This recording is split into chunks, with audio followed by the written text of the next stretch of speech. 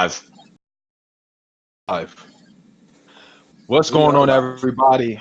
Welcome to Joey Shake 72's Hangout. Today, of course, is a special day. We're going to be talking about the draft. We've been waiting for months since the playoffs. The day is finally here. Time to leave all the bullshit behind and talk about something that's more important. And that's to talk about the prospects we are going to draft. But before we even get started, I want to share y'all a little something because not only is it a special day that we're going to be drafting in the first round, but I'm also wearing this shirt for a certain fan base. Because they do not have a first round pick. Take it in, Dallas. Take it in. And then that's going to trigger on. That's going to make them mad. I know.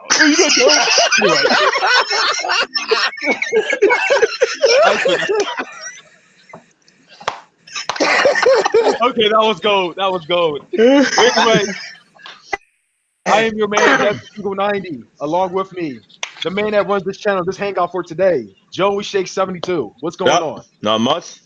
Get ready for the draft. Get ready. It's time to go. It's time to lock and load tonight and see who we're going to get at 25 and see what's going on. So I'm excited. Yes, we got another man here, Spunky 1991. What's going on?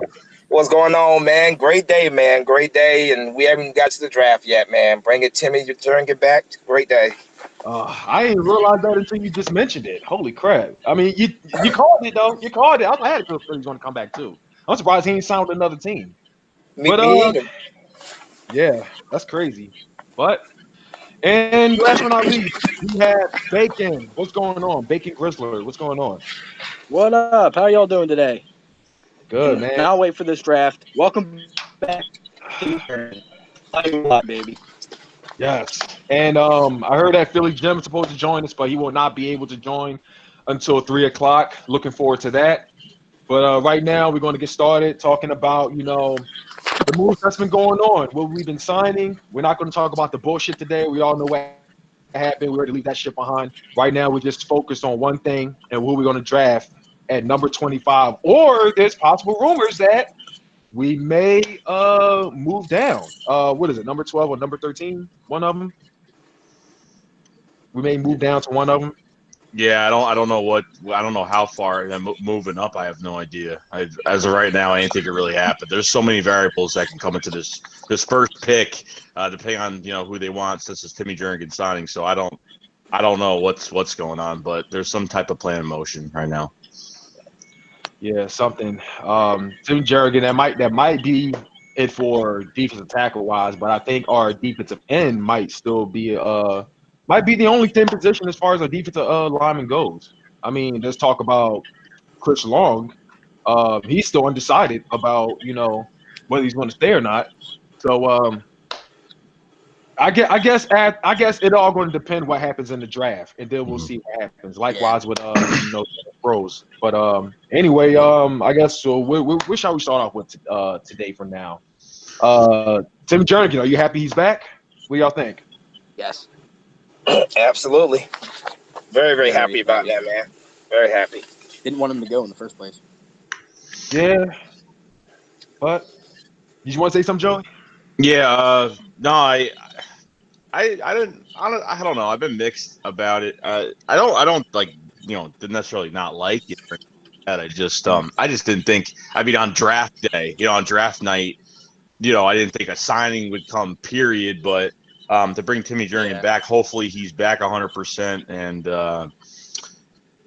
hopefully he's not. I don't know how much he's. I don't really know what. I mean, we'll find out. We'll find out sooner or later if he's rehabbing or he's kind of getting back into the groove. So hopefully he's 100% and he's working out and he could start getting back to what he used to be. And it just seemed like trying to come back last year, and then he was just like in a lot of games. Came back later in the season and then kind of dropped off. Was out a few games and came back, and then it just got so messed up. He just wasn't ready to come back last year. But hopefully this year, I know the Eagles know more than what we know. So hopefully he comes back 100% and he can add more to this rotation. Yeah. I feel the same way too. But I don't think we've hardly even used him last year because he was hurt. And it's great to see him back. He's a great defensive tackle, but the guy, he's what you. I'm not. I guess we can call him injury prone for now, but that this injury is what concerns me because we need as much. Yeah, we can definitely use all. If we're going to go rotational, Tim Jernigan is definitely reliable. As far as long as he stay on the field, but otherwise, yeah, I just his injury is what concerns me. So I mean, us signing him, it's likely, I guess we're gonna if we do go for defensive lineman still, it's most likely we're gonna draft a defensive end, most likely, especially because Chris Long is still undecided. So that's I'm just a little. I wasn't really prepared to like even voice my opinion about Tim Jerry because I didn't know till just now. I'm surprised it wasn't even breaking news or anything. Well, I'm not gonna say breaking news, but it wasn't mentioned as high. Yeah, no, Yeah. I didn't. Yeah, I didn't. I didn't think that it was going to come like now, but it comes hand in hand. You got Malik Jackson at one of the best pass rushers, but going hand in hand with Timmy Jernigan behind that rotation, and he's really good against the run because if you don't, remember before we actually traded for Jernigan, he actually, the year prior, 2016, he was one of the best top run stuffers in the league. So I think there's a nice combination there, and I think with the rotation, it's going to work out really well. Yeah. Yeah. I This definitely see him rotation as is just unfair. yeah, he's definitely It gonna be a really very just good unfair. rotational piece behind Malik Jackson and Fletcher Cox. So I'm very happy to have the guy back on board. It was You a know what? little I bit think of a a lot of people surprise. forgot this. Didn't we bring back Vinny Curry too? Yeah, we brought back Vinny Curry as Oh, well. we Yeah, did bring back Like a Vinny lot of people Curry. forgot about that. Yeah, That's just I like how did. much we have in this line. I kind of did too. I kind of did. He's Exactly, pretty much the most successful with us. He is the most successful with us. Yeah, I wasn't ready jumping for joy over that re-signing, but it is what it is. We ain't pay a whole lot to bring him back, so hopefully he come back and contribute next year. Still bringing talents back. We're still bringing talents back. I mean, so we got Vinny Curry, we got Brandon Graham, Derek Yeah. Barnett, and who would the fourth one be? Was Josh Sweat or is he still I'm there? about to say Josh Yeah. Sweat. Yeah, you got Josh Sweat on there. Yeah. And we drafted him. Was he undrafted like last year? No. He was drafted in like Fourth round pick. fourth Yeah. round. Yeah. In 2017, right? And Chris Long still can't make up his mind if he's coming back or not either, man. Yeah. I think this draft is really gonna make up his mind what he's gonna do. When he sees what the Eagles do in the draft. Mm-hmm. I wouldn't mind him back, but if he does retire, then it is what it is. We just move on with what we have. Mm-hmm. So so I guess we can move on to the next. I guess we can talk about positions or whatnot. I mean, or what are your let's say this. What are your expectations for the draft coming up at 8:00? I know it's probably going to be forever by the time my turn comes. That's if we don't move up. But what are your expectations, though? Expectations. That's a very good question, man. I was expecting to see the defensive tackle in the first round, but now that we brought Timmy back, I can see us going offensive tackle. Looking for the replacement for Jason Peters, who's probably gonna be done after this year. If not offensive tackle, I could see possibly wide receiver. There's been reports going around that the Eagles are considering moving on from Nelson Aguilar this draft. So I can see them possibly look for his replacement. Marquise Brown out of Oklahoma is definitely has been one of the names that's been mentioned. So I definitely could see offensive tackle or maybe wide receiver in the first round. Offensive tackle. You said offensive tackle or wide receiver? Yeah. I may say offensive tackle or offensive guard. One of them. Yeah. Offensive tackle makes a lot of sense. We have to find Jason Peters' replacement. I don't think Halapoulivaati Vata is that guy. I think we definitely need to address that position while we still got a chance this draft. I see everybody commenting. What's going on to all the viewers in there? What's going on? Let me pause this. Like the expectation, I don't know. I think if Cody Ford's there, I think they're very interested in Cody Ford a lot. I know Jeff Stout. I know the whole Eagles run off. And getting a left tackle is probably one of the most important things, especially with Jason Peters on the 1-year deal. But the whole Nelson Aguilar situation, I won't, like you said, at Desert, you really can't, you gotta wait and see, and really you gotta, because after that draft in 2017, like all that hype about like Dalvin Cook and all those players that we thought that we were, Reuben Foster and all that shit. Yeah. It's such a smokescreen. It's ridiculous. But I kind of believe the whole Nelson Aguilar thing. I think that they're trying to replace him because I think they want that $9.4 million tag that he has with him. So if you trade him, you get, you save money, and on top of everything else, this is only if you get a receiver in the draft. I think the receiver that they do want in this draft is Marquise Hollywood Brown from Oklahoma. And honestly, I think that's the guy. I don't think they're going to do it for some second or fourth round, since we don't have a third round pick, a fourth round receiver. This is for one guy. I think this is for Marquise Hollywood Brown. I think that is the guy that they do want, because Marquise Hollywood Brown is like another Tyreek Hill. You can line him up in the backfield. You can put him in the slot. You can put him outside. And then when Deshaun Jackson leaves, you can put him on the outside, be your starting outside receiver. Now, weighing at 166 pounds, a lot of draft analysis think that Marquise Hollywood Brown is not going to last in the NFL because of his small size. And if he takes the big hit, he's going to get hurt. So I think the Eagles have wanted Marquise Hollywood Brown. I think that's who they're wanting to go after. But at 25, I don't know.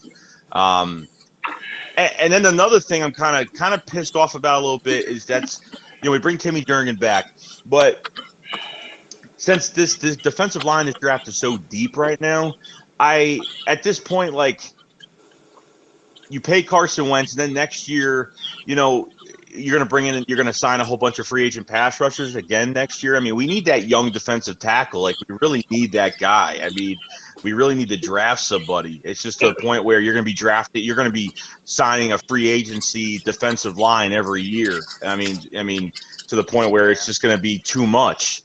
So you're going to have to make a decision. And I would mind, honestly, you bring Jernigan in, I would mind bringing in Jeffrey Simmons from Mississippi State just because, okay, he'll be a redshirt 8 games because he's hurt. He had the torn ACL. But to be honest with you, it's not a bad thing because Jeffrey Simmons might drop in this draft just because of his injury. And, to take a chance on him with Ari Jernigan back, you could put Jeffrey Simmons, you put him on the IR, and that's for 8 weeks. So he'll come back after 8 weeks. And then you could bring in another, defensive lineman as a rental this year or whatever they can do. But Jeffrey Simmons would be a safe bet. Baldy has been talking good things about Jeffrey Simmons. He could be the next Fletcher Cox. I mean, he's got a lot of talent. He's a top 3 defensive tackle. But we'll see. But with the whole Nelson Aguilar situation, this is only if we get a receiver. If you get a receiver, if you get a Marquise Hollywood Brown this draft, goodbye Nelson Aguilar. Yeah. Absolutely on that one. But now I also think about it. This might be a little off topic, but then again, we would probably say it's a little more relatable because if we also look at this other league that is no longer around, the AAF, we've also signed 2 wide receivers from there. Mm-hmm. So what was the guy? What was the one guy named Calvin? I forgot his name. Charles Johnson. Calvin Johnson?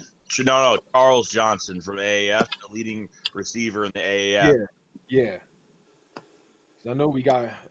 When you said I didn't want to say Calvin Johnson. Did we think about Megatron? But because then what's going to happen with him and also Greg Ward and Braxton Miller too? Don't forget about Braxton Miller. We still have him on the roster as well. Braxton Miller, he's another one. Yeah. Oh, and Matt Collins, Mike Wallace. No, Mike's gone. Mike's gone. Oh, Mike's gone. Oh, okay. Well, yeah, he's gone. Oh, Charles Johnson, that's his name. Yeah. All right. Yeah. Charles Johnson, that's his name. Charles Johnson, Greg Ward. Yeah. So it's going to be a lot of interesting. It's going to be a very interesting first round, though. Nelson Aguilar is like he has done a lot for us. He has come a long way because I mean, I'm sure we can say, you know, I was one of the very I'm not gonna say very few, but I was one of the, you know, wanted him gone. yeah, a huge group that wanted him Right. gone. Yeah. Oh my Yeah. God. Yeah, but now, you know, he's been really good since. I mean, I ain't gonna lie, I've like ranted, you know, when he said we was going to start Nelson Aguilar over Jordan Matthews, and I called it, Hmm. Oh you wait, know, that we don't have Jordan Jordan Matthews Matthews anymore, do gets we? traded. Yeah, Went yeah, to the 49ers.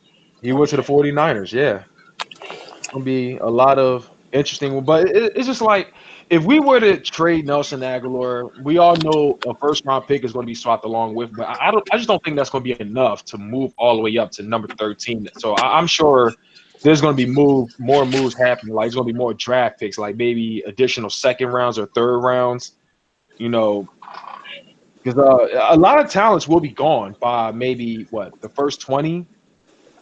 Mhm. Yeah. Just about, Depends yeah. how it So goes. You got the Redskins now trying to move up the top 5 because they want to get one of these quarterbacks. So you got 3 teams going for yeah, quarterbacks. You got Arizona, you got the Giants, and you got the Redskins trying to go after a quarterback. The more other positions that are taken, the better we're going to be. That's another spot that we don't got to worry about. So, just look out for that because I think 3 quarterbacks could be taken in the first round.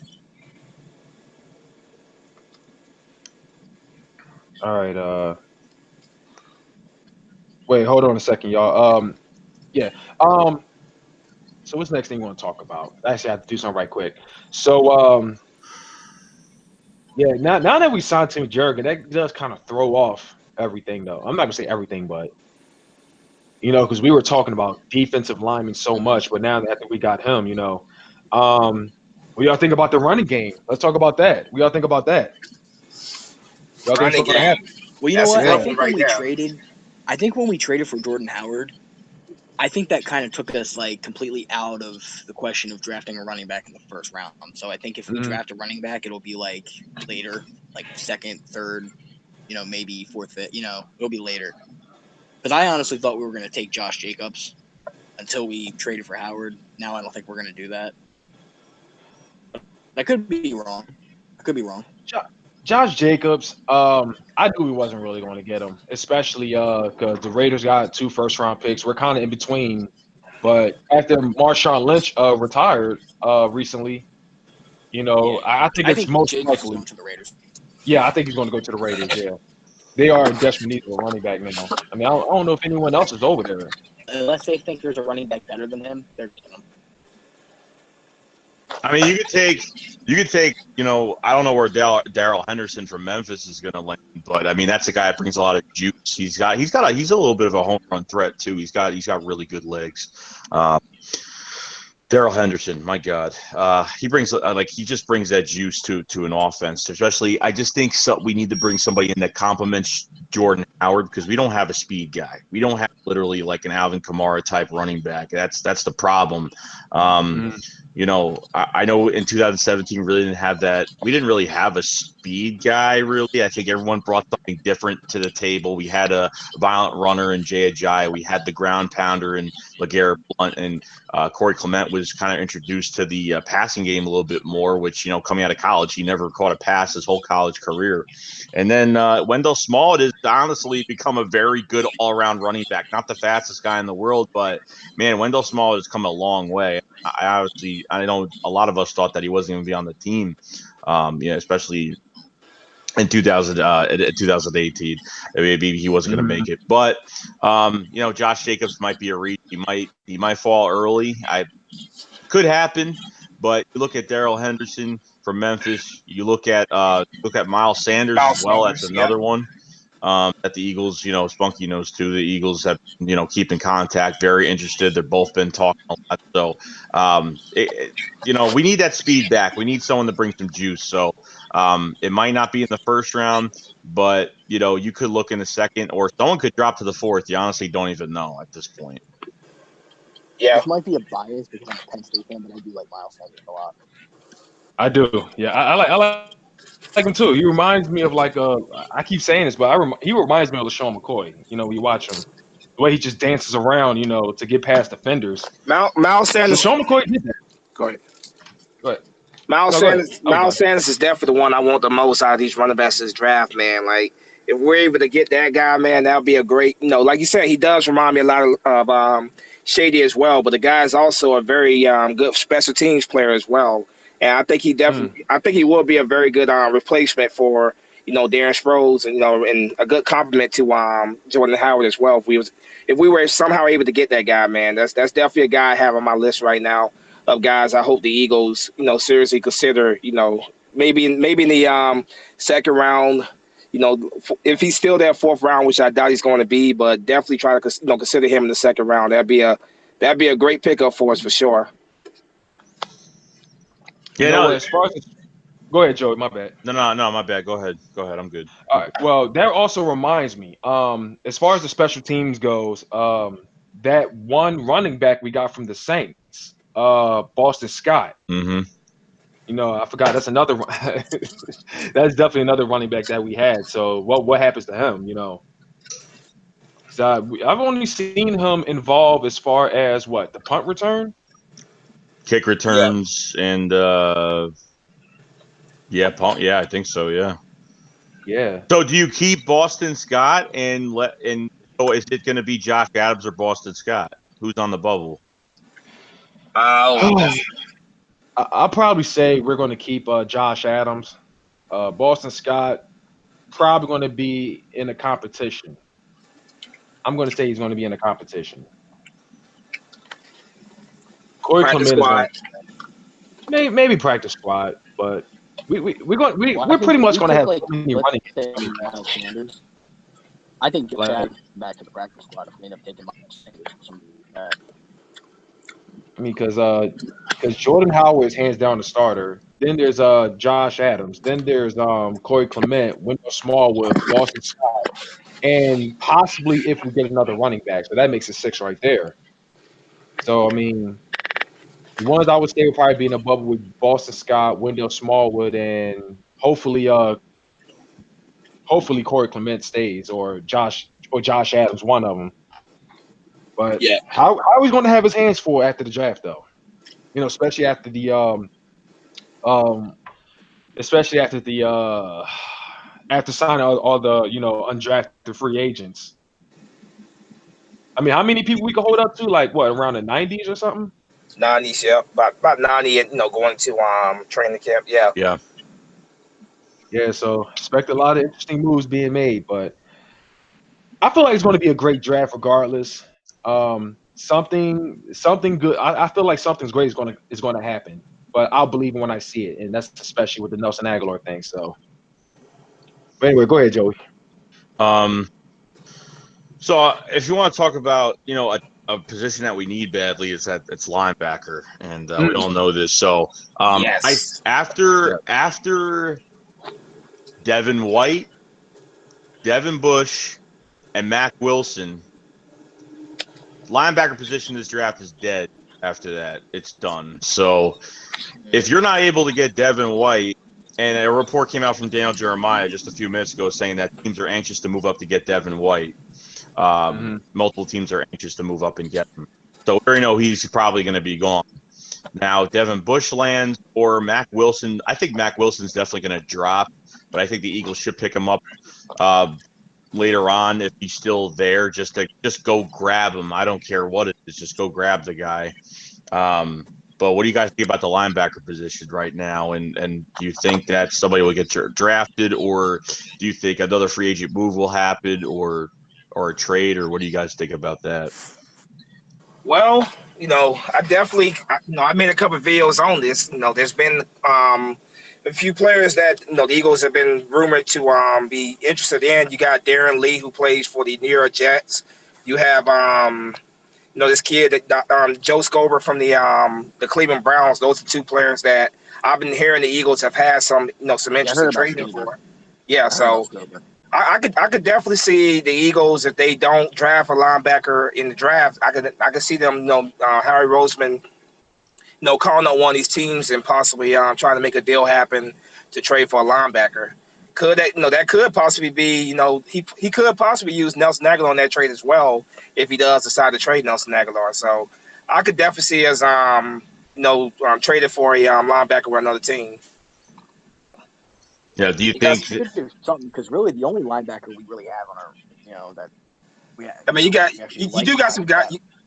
You do got some guys in this draft. You said, Joey, you was talking about Devin White, but you expect him to be gone long before the Eagles have a chance. But you have Devin Bush from Michigan. I made a video on him, I believe. Yeah, Trey Lamar from Clemson.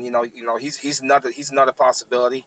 Mac Wilson from Alabama. 6'1", 240 pounds. That guy's also a possibility. Those guys right there are considered to be second day second day picks. So those are definitely possibilities as well if the Eagles decide to go with a linebacker in the second round. Yeah, somebody's going to drop. Somebody is going to drop. And we got two second round picks as well. So that could be a position that we address in the second round tomorrow.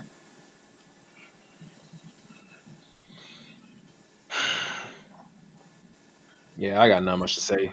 So what's the next one? Let's see.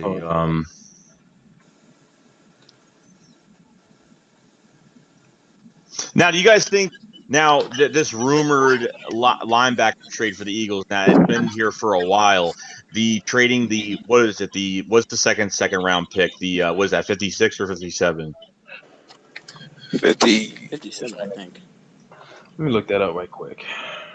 So you trade the 57th pick for the number 68 from the New York Jets, early third round, very early.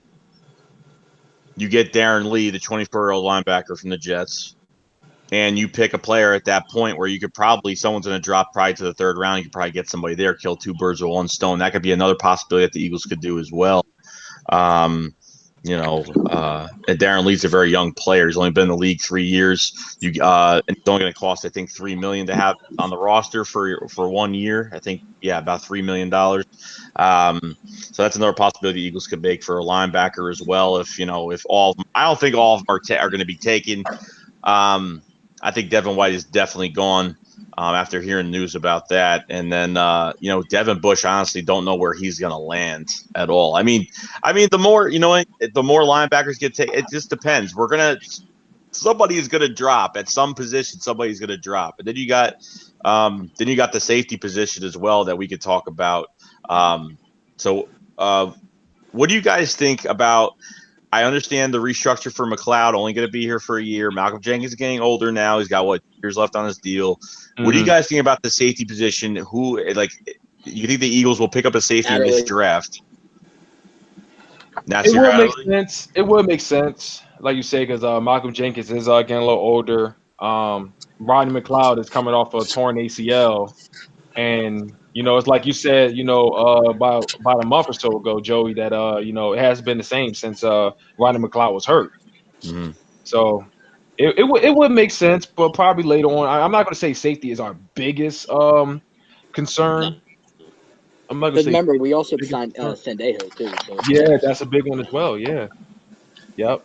I'm saying for the future. That's what I'm not saying for this year. I'm saying down the road. Down the road, it looks horrible. Like down the road right now, it looks really bad as of right now. Yeah. So I'll probably say for the future, no doubt. In the future, definitely. Yeah, I think that definitely will be a position that they. I could definitely see them targeting safety. You got guys like Darnell Savage from Maryland. You have Juan Thornhill from Virginia. So yeah, safety will definitely be a position that I think that the Eagles will definitely address. In this draft for sure. Yeah. I meant to answer this. I meant to answer this about the linebacker. Yeah, it's the only chance we can even get a linebacker is if we move up. Because all other three might be gone by then if we don't move up. So, but other than that, yeah, like you mentioned, the three. Yeah, if by the time they're gone, it is going to be dead. I haven't heard much about anyone else since. So I mean, we'll probably have to look free agent or I don't know. But I mean, because the linebackers we got now is Nigel Bradham, Paul Warlow, LJ Ford, And like who Nate got after that? Gary. Now I'm Nate about to say Gary. Nate Gary. Yeah, Nate Gary got Nate, him. Nate Gary, he's another one. He's definitely See- another one. So you don't know what they're going to bring to the table yet. I mean, LJ Fort had a really good end of the season last year. Actually got a starting role at the end of the season last year at the Pittsburgh Steelers and actually played really well. Great special teamer, one of the best coverage. He's a very, very good coverage linebacker as well. Cover running backs, can cover tight end. Nigel Brown, we know what he could do. He's still playing at a high level. And then Paul Warlow is just, I want to see what I want to see if he has it because, before he went to the line the year prior, he was with the Falcons for a few years and, was all over the field, was a great tackler, could run east to west, could cover the middle of the field. And hopefully, I want to see what Paul Warlow but let's see if the Eagles pull the trigger and try to bring another linebacker. They need to bring somebody in who, regardless of who it is, I don't care if it's later rounds, but if they want a day one starter, if they want someone to, work with Nigel Bradham, maybe LJ Fort, they bring somebody in. So I mean, since we're on the topic of the secondary, what do you guys think? Do you think they might target a cornerback in this draft? A corner? I don't think so. We got way too many corners. I don't Unless we think so. trade a few of them. I don't think so. Maybe undrafted, but Because I think we got Maddox and LeBlanc were like emerging. Yeah. We still got Darby for another year. Mills is like the only one I have questions about. yep. You already know. I'll still be here. Mills. Oh yeah, my favorite player in the whole league. Yeah, Jalen Mills. Love that guy, man. Love that guy. Absolutely love him. And I've been hearing that he is actually a player that I've been hearing as well. It's a possible trade bait as well. Him or Sidney Jones. I've been hearing both of those names pop up as players that the Eagles could potentially try to use as trade bait as well in the draft. So be on the lookout for that. I heard Rasul Douglas's name a few times in trade rumors. But who the fuck is gonna want Mills? Who's gonna want Mills? Is he even gonna start? No, but is he really gonna start? Like honestly, really? They'll probably put him at safety. They're not doing that. Right now, the way I see it right now, man, I think Mills will start. I think it's gonna be Mills. It's gonna be Desmond Eagle at the two starting corners. Blackmail to Jim Schwartz. What is he doing to Jim Schwartz? Jim Schwartz loves his boy. He loved his boy. Jalen Mills. So I think if Jalen Mills is on the roster, I think he will start. But we have to see about training camp and stuff. If LeBlanc or one of those guys can beat him out. But as it currently stands, I think Mills will start. Unfortunately, but he will. I'll tell you one thing. I know Spunky 445 is going to be we draft somebody in the first round. Spunky 445 is going to be freaking out regardless of whoever we draft. Who the fuck is that guy? but yeah, I'll never forget. I'm not gonna lie though. I wasn't feeling that when we drafted Derek Barnett. I wasn't really feeling that first, but that was only because we didn't really miss him. Well, I don't think no Eagle fan was. I really don't think none of them was. Like when we drafted that guy, man. At first I was like, "Who the hell is that?" But he's definitely that was my first thought. Like, who the hell is that? Like, but he's turned out to be a very good player for us. He's definitely played very well when he's been healthy. So I think that was a smart move by Roseman, and I wouldn't be surprised if Roseman pulls another move like that.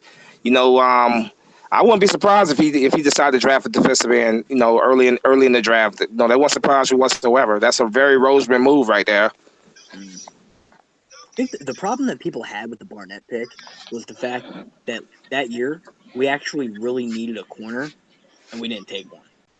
I think that was the problem people had with the Barnett pick. It wasn't so much they had anything against Barnett. It was just.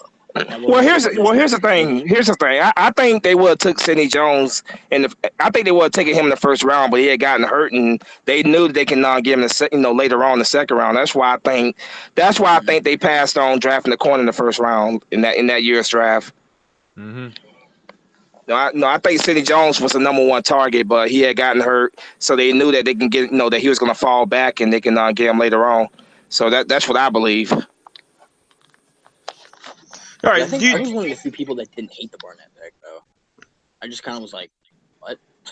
But no, seriously, like, do you guys honestly think, like, do you guys just want to get a prime starter with this first pick, or are we going to just get like Jeffrey Simmons, redshirt this guy, and another hope to God moment that he's going to do something when he comes back this year, or we have to wait till next year? That's a very good question. Enough's enough. They need to draft somebody that's going to start day one. They need somebody on this roster. We need a guy that can be here for the future, like now. I will say this: if we drafted D Lyman, he ain't going to be like a week one starter because this line's too deep for that. Yeah.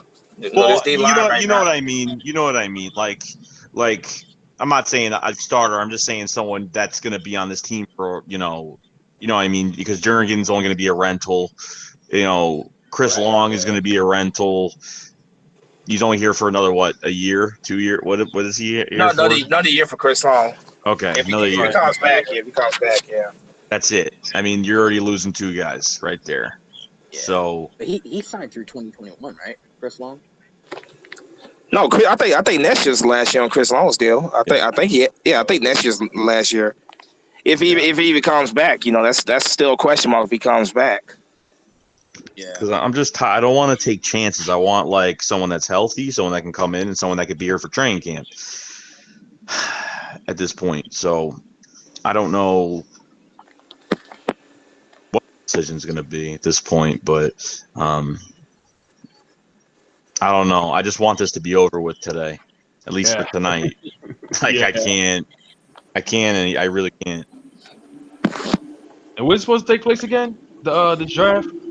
Nashville. Nashville, yeah. Tennessee, right? Yeah. Oh man.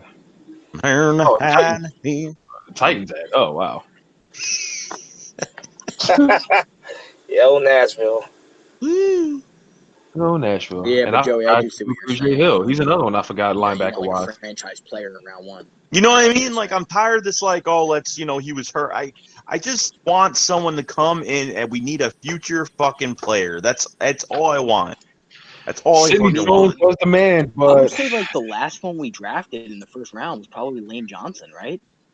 Like he's probably the only like first round pick we've had that's worked out. Like, yeah, like in the last 10 years, that's actually gonna like be here for a while.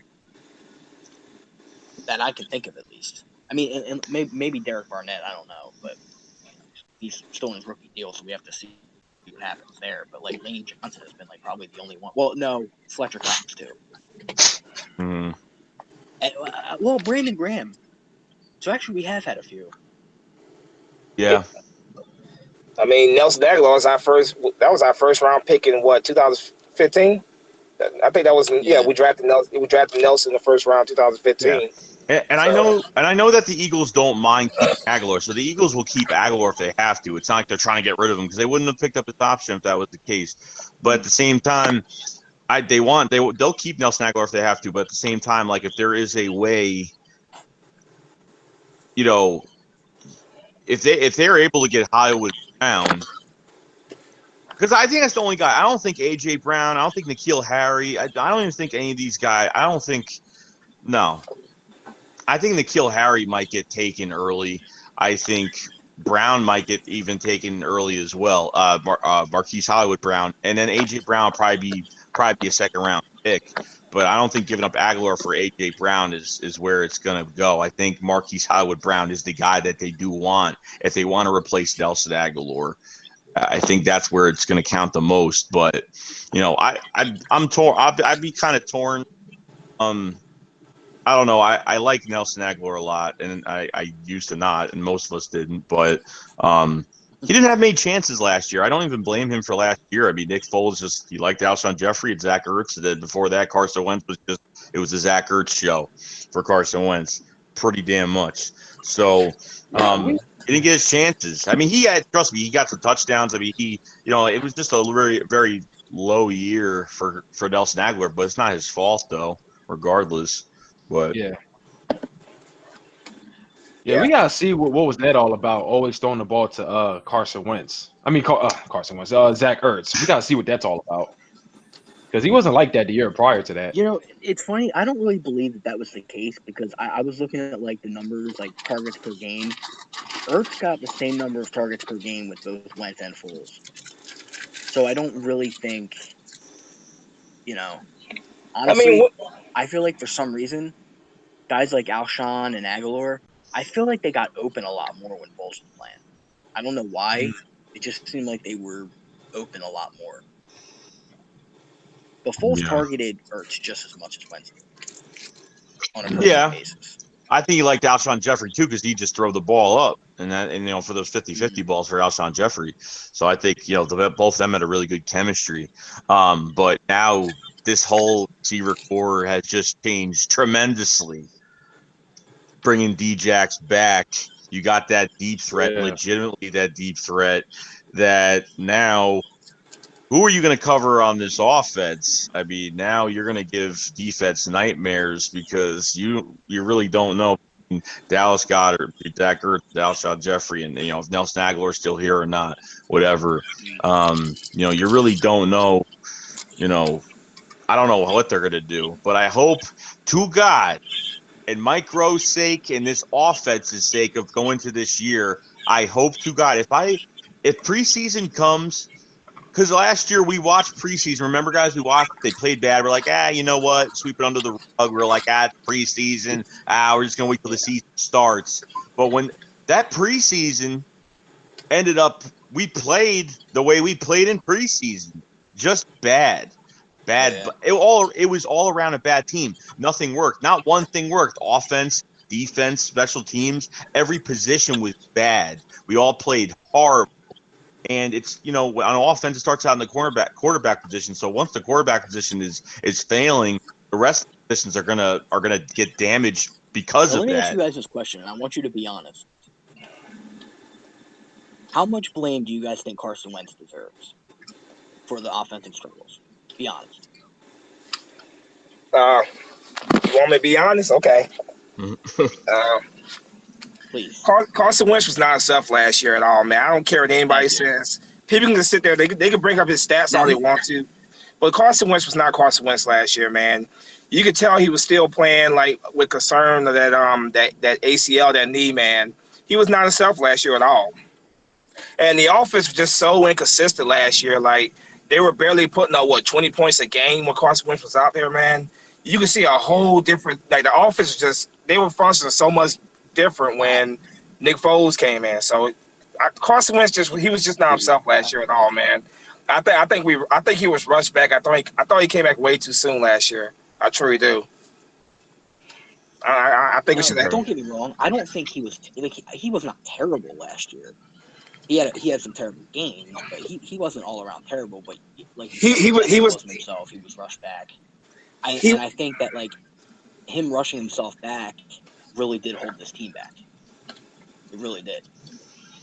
And then after that Rams, yeah.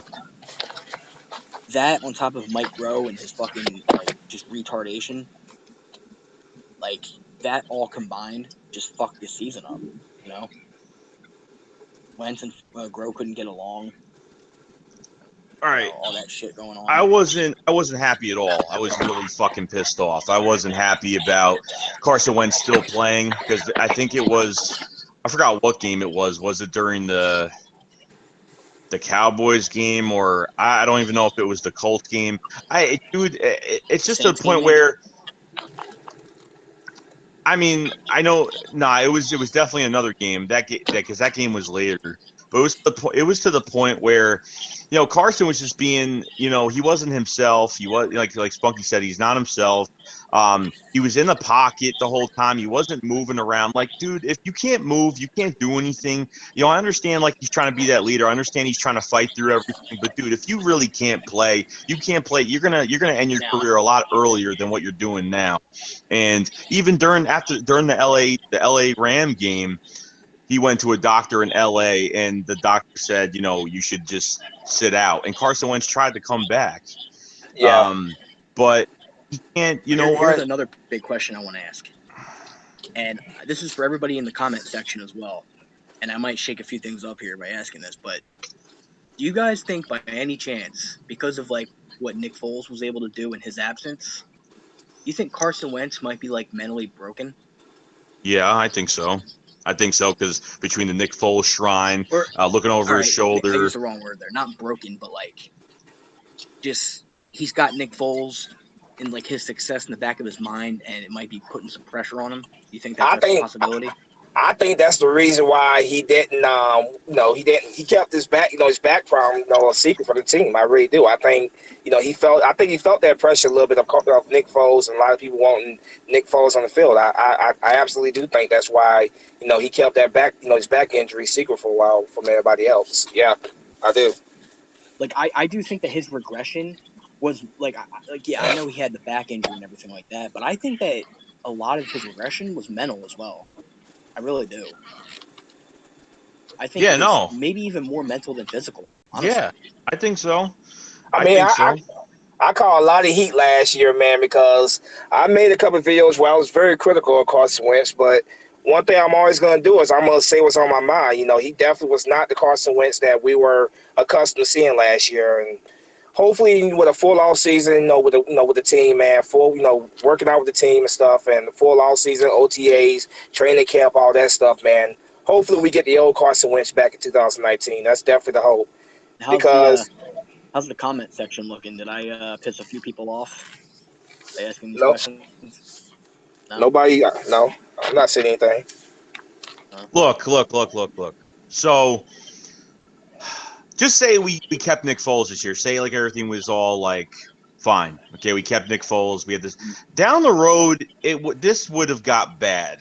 There would have been like no controversy like out in the open behind closed doors. There probably wouldn't be, but internally there was problems within their own selves. But you know what? He's got to go. He had to go, and that's it. He just had to go. And honestly, people could talk all this good things about Nick Foles. Look, he won a Super Bowl. I'm so happy about it. I really am. But, you guys still hear me, right? Yeah. Okay. You don't know if Nick Foles is going to last 16 games either.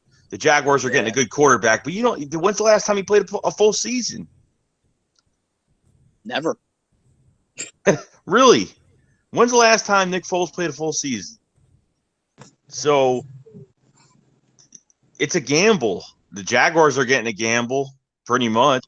They're giving him a lot of money, and you know what? Good for Nick Foles. I'm glad he wanted to lead a team. That's why Nick Foles bought back and he paid the $2 million to buy himself back in the free agency. He did that because he wanted to go somewhere else. He didn't want to be a backup anymore. I don't blame him.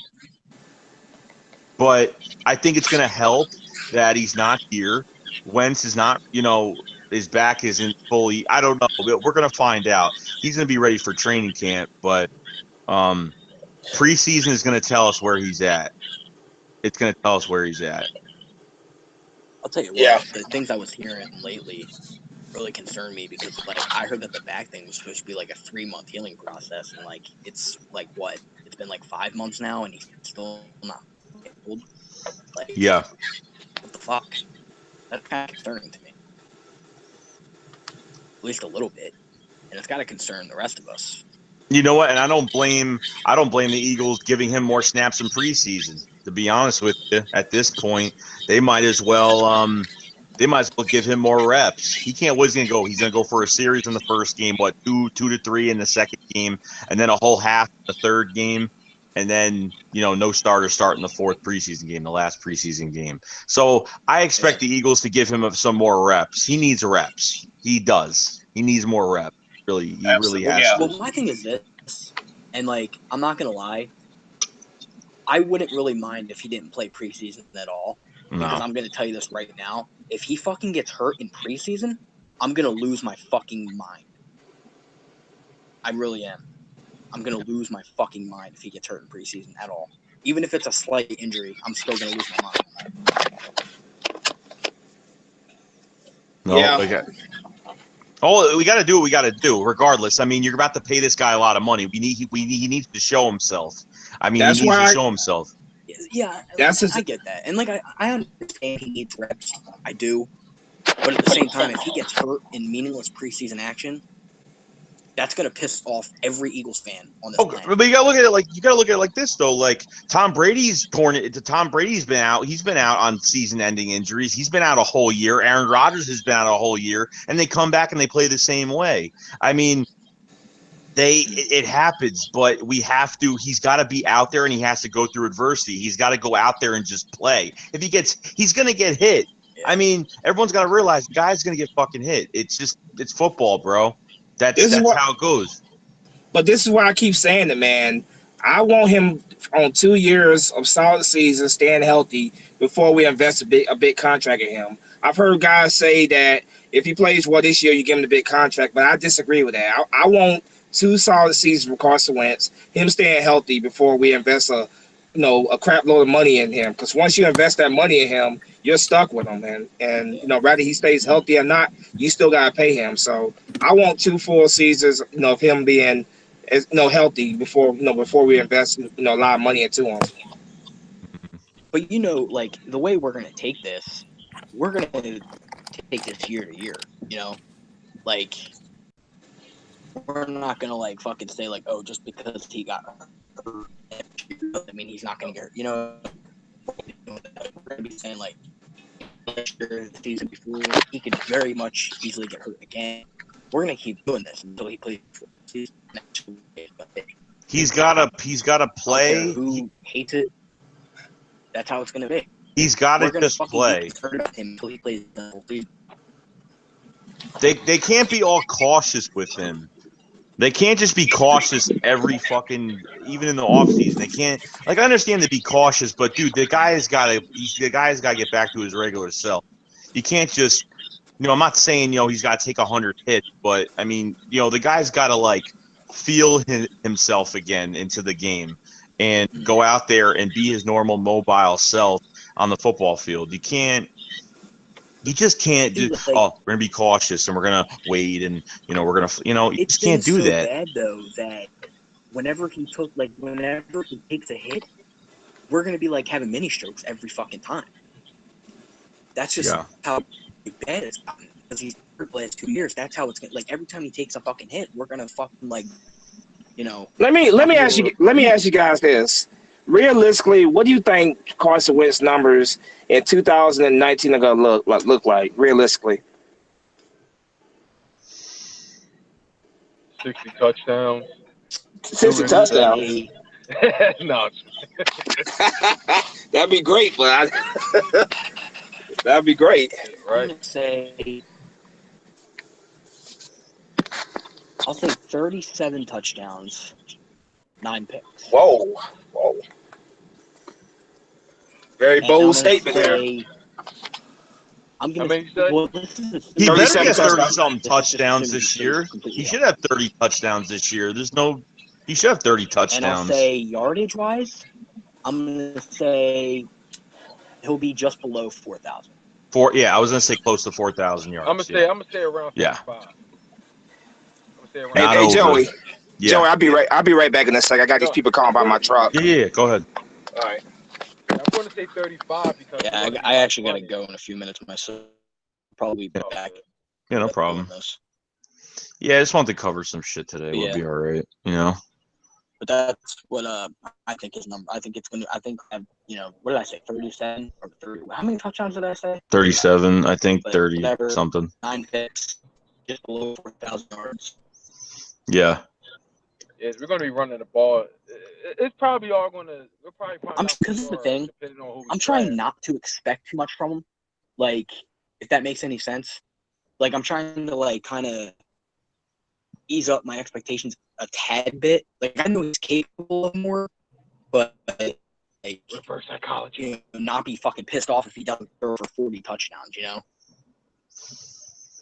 Reverse psychology. Say we're going to get 50. Well, you know what? I'm actually. I said this on Twitter a few times. Yeah. 2017, I actually predicted a 10-6 record. I think I'm going to do that again this year. Just say we're going to go 10-6, just to see if history repeats itself. Why not, right? Yeah, no, I agree. Yeah. Because I'm not doing any more like actual record predictions anymore. Because last year I did 12-4, and I actually fucking analyzed it, and we fucking sucked last year. Yeah. So I'm not gonna fucking do that again. I'm just gonna say 10-6. Not even gonna say wins and losses. Just automatic 10-6. You know, let's see how it works out. Yeah, we'll find out. But yeah. We'll find You know, out. me being like a full-blood Irishman, I do believe in luck and superstition. So Yeah. that's why I do it. See how it plays Grab out. me You know? pots and gold. Carson needs the whole off season, and he needs the whole off season, and he needs his reps, and that's it. That is all. That's all he needs, really. You know, there are teams that, you know, have their quarterback hit a lot less during the year. I think this team, team was a mess this year. It was a mess. Like we were getting, I mean, the pressure was just ridiculous. Pressure, the injuries, all of that. Yeah. Yeah, it was just too much to the point where, I mean, Jason Peters was even playing a whole entire game. Jason Peters wasn't playing a full game, and they were taking him out early. Speaking of all the injuries, though, one thing I also want to talk about: this fucking medical staff better get their fucking heads out of their asses this year. Oh my god. Yes. Way yes. too many fucking injuries last Yeah. year. Totally Way agree. too fucking many. I think the medical staff may have a little something to do with why Jordan Hicks left too. I think they might have a little something to do with it. Like, why was Michael Kendricks leave? That I do not know. Or maybe because he wanted to be the starter, and yeah, whatever. But I know teams have injuries, man, but it feel like every damn 5 minutes we heard about another player going down, man. It was just freaking insane last year, man. Like it's like can it not get any worse than what it really was, man? Like every 5 seconds somebody's down, somebody's out of the game, man. I'm telling you, man, if we had the same crap in 2019, everything's man, fucked up now. People left, people came back, so everything's all fucked up now. What's wrong?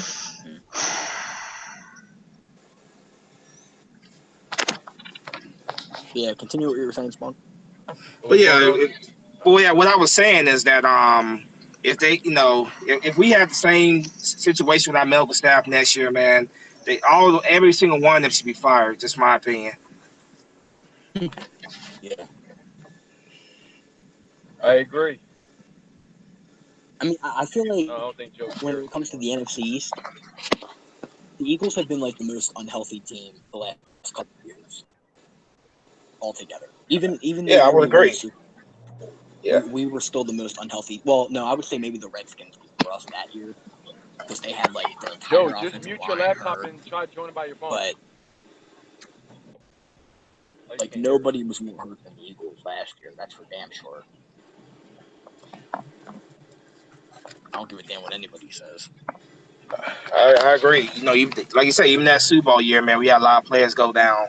But last year was absolutely the worst, man, that I've seen in quite a long time when it comes to the health of our team. That's for sure. Crazy, we still made the playoffs in the end though, and won the playoff game. Yeah, that's crazy. Yeah, I know.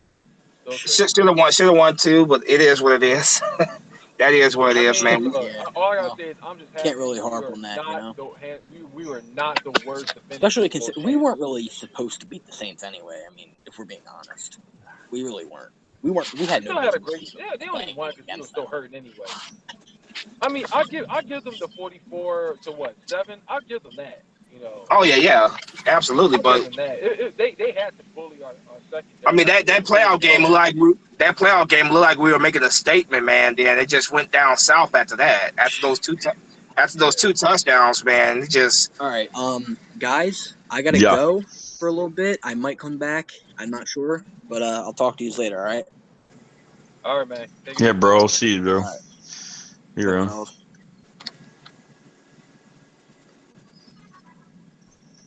All right. Going to work, bruh? Yeah.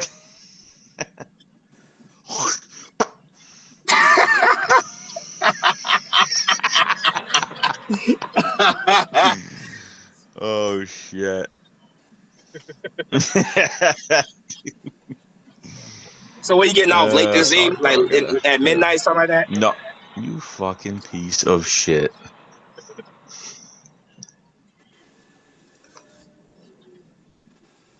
What's up? What's wrong?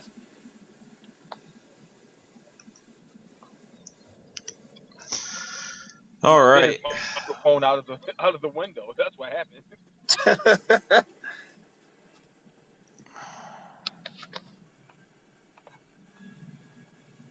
Let's see here. Who wants an invite? I haven't looked at the comments at all. Go ahead, Rant Philly fan has been going off in the comment section. I know he wants one. Who else? Everybody wanted in. Yes, it's quite a bit of them in there. I've been seeing their comments like they want to get in. What about Philly 500? Maybe he want to get in here. Nah, he's busy. You got to make sure his wife does a double moonwalk his ass. Dude, what is going on in this fucking chat? What happened? What's going on? Ranting is upset because he said, no, why is Grizzly here? Why is Grizzly here? Because Grizzly's not a video maker. Apparently. He's upset. People are talking about, oh my God. Yeah. You could probably guess. Eagle's crazy. I think Eagle's crazy. He's in there trolling. Yeah. Why is fucking cringe in the chat? Are we done with him? Cringe. You got Philly Joyo wants to get in. Well, yeah, I did kind of make it clear a couple times that, there's going to be hangouts where it's going to be like just a very few of us, strictly a few of us, and I'll be hosting hangouts whenever Eagles fan can join. Yeah. I've been saying that. I've lost count how many times I've said that, but apparently I guess they don't know.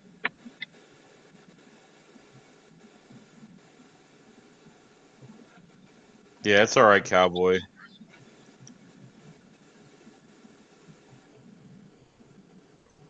Gang Green, what's up, bro? Yeah, I haven't read the comments. I read it that once, but I was like too into the to the conversation.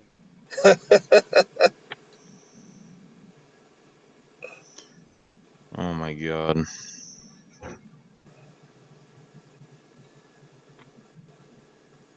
I guess Philly Eagles crazy is creating like multiple troll accounts coming through. Yeah, this is a problem. This is a problem. Why can't he just fuck off? It's just like we done with him. Why are you still here? He want attention. All right, Gang Green, send me a message on Hangouts. I mean, he loves the attention. I don't even know if I have you on there. You got enough attention. You got over 200 subs because of us. So get the fuck out of here. Like, get the fuck out of here. And he got the audacity to talk about sub checking people. You got subs because of us.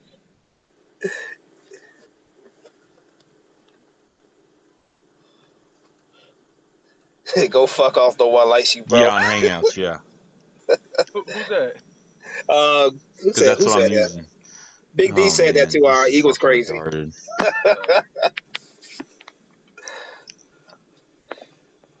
How y'all feel about Cody Ford? I like him a lot. I like Cody Ford a lot. All right, I'll be back, y'all. Be right back.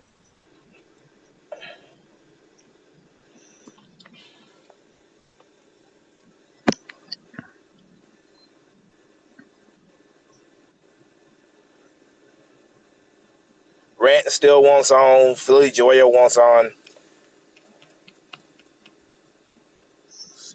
Yo, Crazy, if you're in here, dude.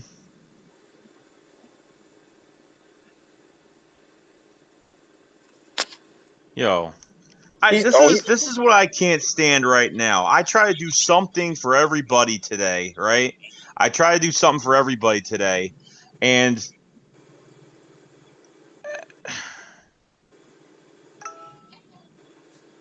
All right, who just joined? No, Hold on. I understand that.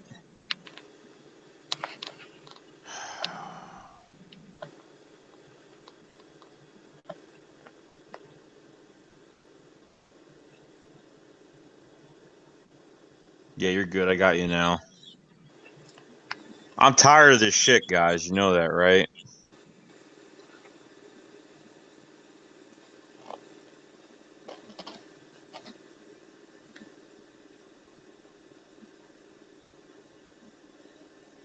Damn.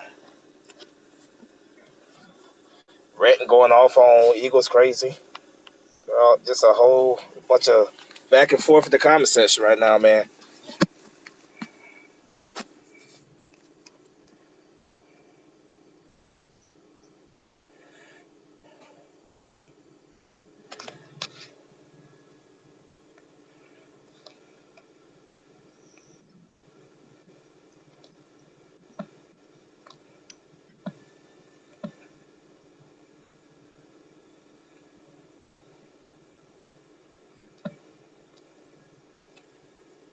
Yeah, Cowboy, this is ridiculous.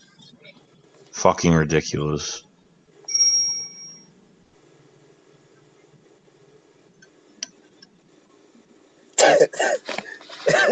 Damn. Fucking fake accounts. Yeah. Counts talking about sub Eagles crazy. Yeah, Philly 500. I agree 100%, dude. I don't know. I get that feeling, too, that Hollywood Brown is going to be going to the Eagles in the first round. And that's crazy to think. Yeah. Nah, I think Josh Jacobs. I think Josh Jacobs is going to be a Raider. A Raider? Yeah, you know, they let Marshawn Nah, Lynch go. Gangrene. It's not that. It's because everybody just keeps talking about the same bullshit on and off.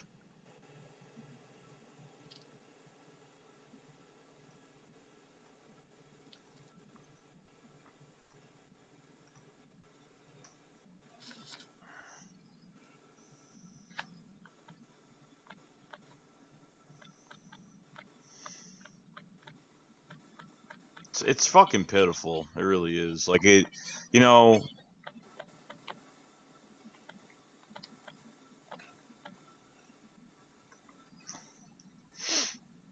Really pitiful, guys.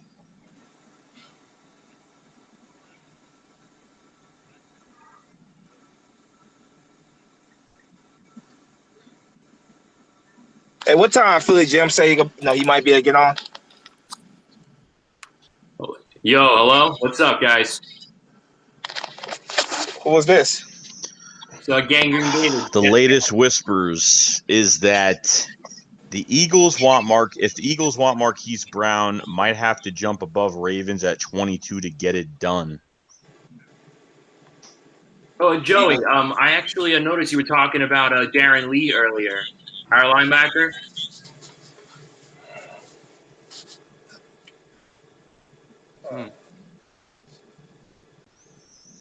Linebacker? Okay.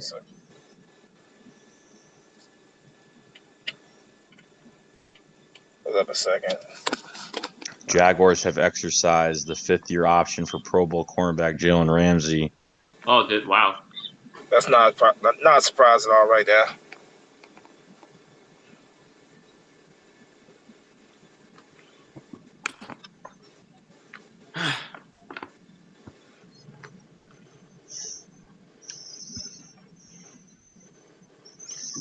All right, Joey, you got Gangrene, what's up, bro? What's I'm up, having boy? issues with the sound and what's going on, so I might have to do this real quick. Hold on, so I can hear you guys. No problem, man. Take your time. Thanks for letting me come on, man. I really appreciate it. What's up, Spunky? How are you? I'm doing all right. How about you, man? Oh, it's draft day, man. I mean, what better way to get excited? But yeah, good. Yeah, Good. Absolutely. You know, we kicked the day off with a pretty good signing. You know, bringing Jernigan back, man. So I'm very pumped for the night for sure.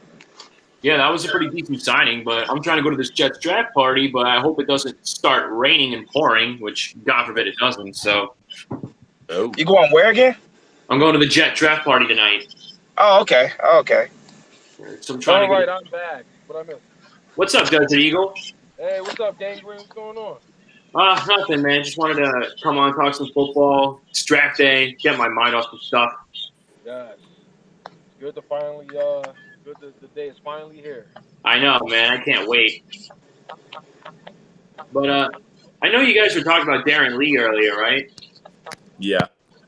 You guys are actually. I would actually like that trade. You know, the Darren Lee and the 68th pick or the 57th.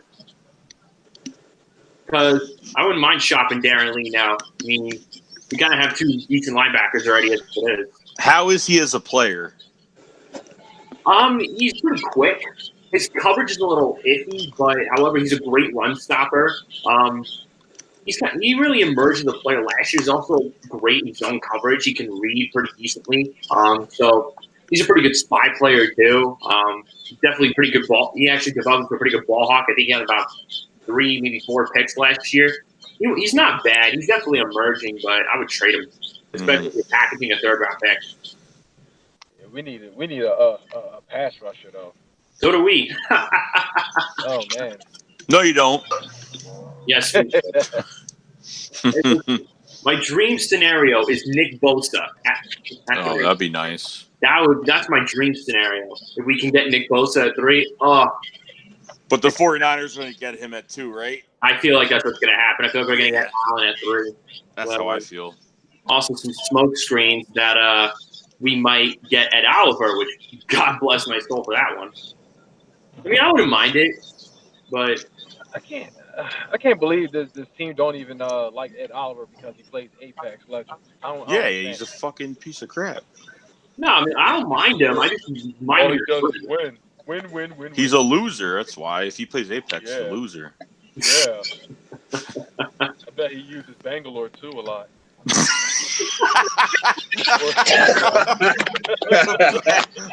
I keep forgetting about that name, Bangalore. Oh my God. Oh my God. Bangalore. But no, it's gonna be. I'm excited. We might trade down, to be honest. Yeah. I see it. I could see it. I would love for the Redskins to trade all the way up to 3. Like I swear, if Kyler Murray falls to 3, I can't even imagine like all the calls we'd be getting from the Redskins, maybe the Giants. Oh hell yeah! The Redskins want to move in the top 5 right now. They want to go grab a quarterback.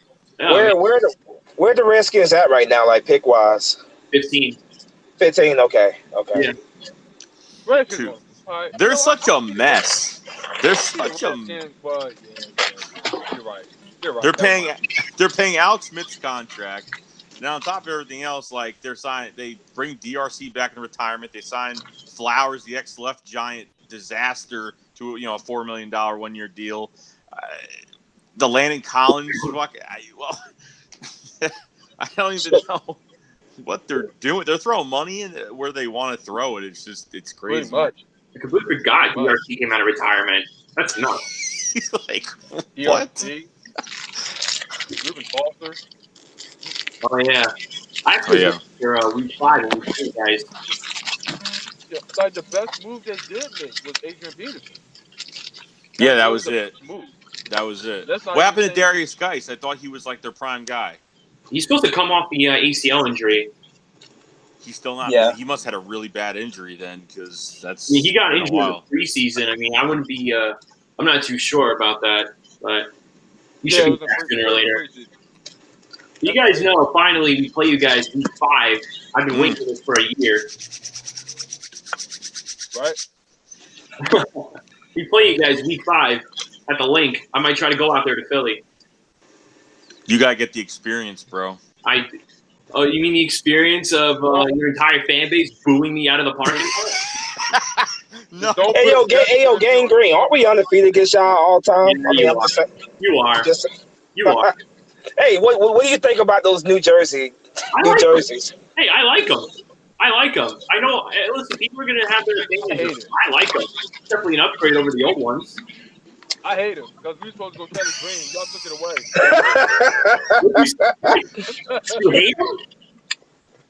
Damn. Why? You guys, get Kelly Green, but now y'all switch your jerseys. I don't think that's happening again. Hey, it's definitely an upgrade over the old ones. And just like the Eagles, now we have our all-black uniform, too. Copycat. We're not going to go black out against the Giants. Yeah, we don't play the Giants till week 13, 14, prime time. That's going to be like a fucking show. We have the Giants week 10. They got tired of us kicking their ass, so they're trying to go over. They got tired of us kicking their ass. They're going to run the shit out of Saquon Barkley, though. They're Giants going to be having a Super Bowl if they beat us in week 17. Oh, God. Just to watch us in the playoffs.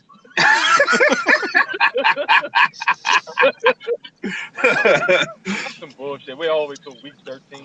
They were so tired of kicking their ass. They were so tired. I'm looking at this chat. Yeah, reigning Philly fan desperately wants in.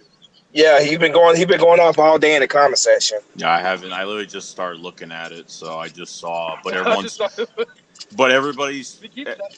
I can't deal with it because a video is gonna come out. Like a video is gonna come out today. Oh shit! Oh. Yeah. On draft day? Oh, No. He's about to rant. Never dance on draft day. I would definitely be doing the fuck with me account for you there. All right. fuck. So the New York Jets. Okay, so let's go. You guys have got to make some goddamn noise this year. Oh, I mean, I've been watching At the least Patriots. beat the fuck out of the Patriots. I don't know what I know what the Patriots have been doing in this offseason. They've been making a little bit of moves, but not like, they haven't been going crazy. But I can understand. I can understand the circumstances. Obviously Gronk is gone. Of course, I think they lost Trey Flowers and Trent Brown. I think they also Chris Hogan too. What'd you say, Joey? I didn't hear you. Chris Hogan's gone. Yeah, Hogan's gone, but they got Demaryius Thomas. Listen, as long as Brady's the quarterback and Bill Belichick is still the head coach, I am never discounting the Patriots in any sort of fashion. As long as they got hand of the fucking air pump, never going to count them out. As long as the referee plays in New England. They were the underdogs last year. Oh my fucking god! Those T-shirts. Oh my god! Like, remember when Brady got suspended? They went 3-1 without Brady. Like, that's just nuts. And they went on the Super Bowl anyway. Yeah, they had Jacoby Brissett, Jimmy G. Gronk was out. Gronk got injured in that game against us that year. Too. Yeah. Philly Jim in the building. What's up, bro? What's up, man? Your host with the most. What's going on? Your host with the most, Philly Jim. Philly Jim, baby. What's up, Philly Jim? Okay, Philly Jim. What are we doing today? What are we doing? We just signed Timmy Jernigan, so I don't know if we're gonna draft the defensive tackle now.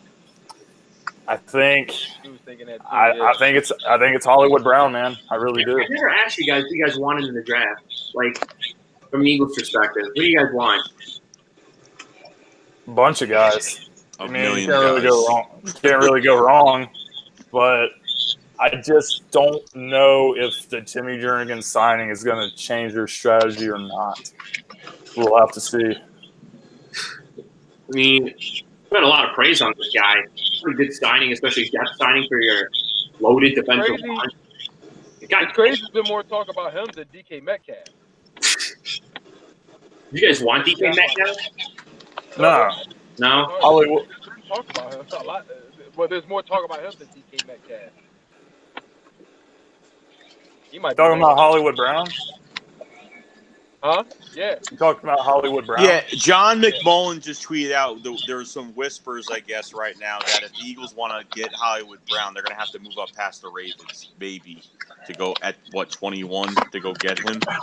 Yeah, what is Metcalf projected to go? Who? I don't know, dude. What are the Bills going to be? The Bills, I think, are what are they? They're at not 7, right? What are they, like the 9th? They're the 9th overall pick. 9th overall pick, yeah, that's what I thought. Like, I actually had kind of a mock draft so far. I have Kyler Murray going 1. I have Osa going 2. I have Allen going 3. Williams going 4. White going 5, and Oliver going 6.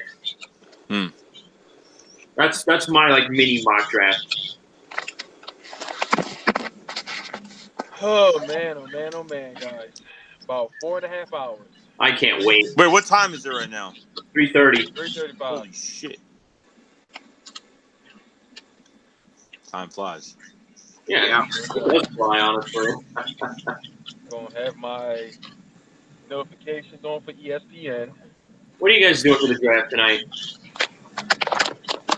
I'm gonna be. I'm just I'm gonna gonna chill be- at home, and watch it. Chilling at home? I'm gonna be working. You're working during the draft? Yeah.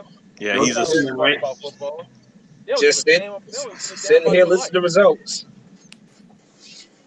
Well, we're not gonna pick until like fucking midnight anyway. So Yeah, hopefully if I get off by then, I'm definitely coming straight home. Hell yeah. Yeah, I gotta go. I gotta go to a thing. I gotta go to you got a a thing thing tonight. to go to. You got a thing to go to. Wow. God damn. Yeah. Billy Jim, you missed the shirt I had on too. Oh. When we started this video. What does the shirt say? It was gold. It was gold. I thought about it at the last minute. It was a $8 shirt with holding up the middle finger. So guess who doesn't have a first round pick this year? That's dope. That's dope. That's right, the Cowboys. I feel like there's so much hostility between the Eagles fans and the Cowboys fans. It's just nuts. Like, I see it all the time on your guys' videos. Like, the hostility you guys have towards each other is just pretty insane. No, I'm serious. I think the Cowboys are one of those universally disliked teams, though, even from non-divisional, rivals. I think they're one of the most hated teams in the league. Niners, Steelers. I don't have any problems with the Niners and Steelers, but Well, no, I mean they hate Cowboys fans. oh, you mean they hate Cowboys fans? Yeah. Yeah, I don't have a problem with the Cowboys. Okay.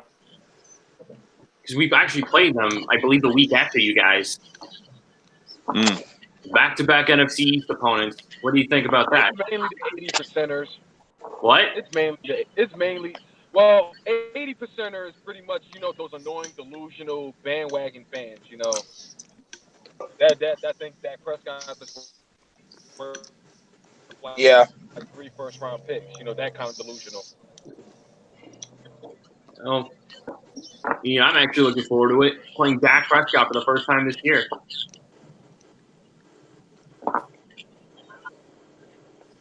So, I have a question. Okay.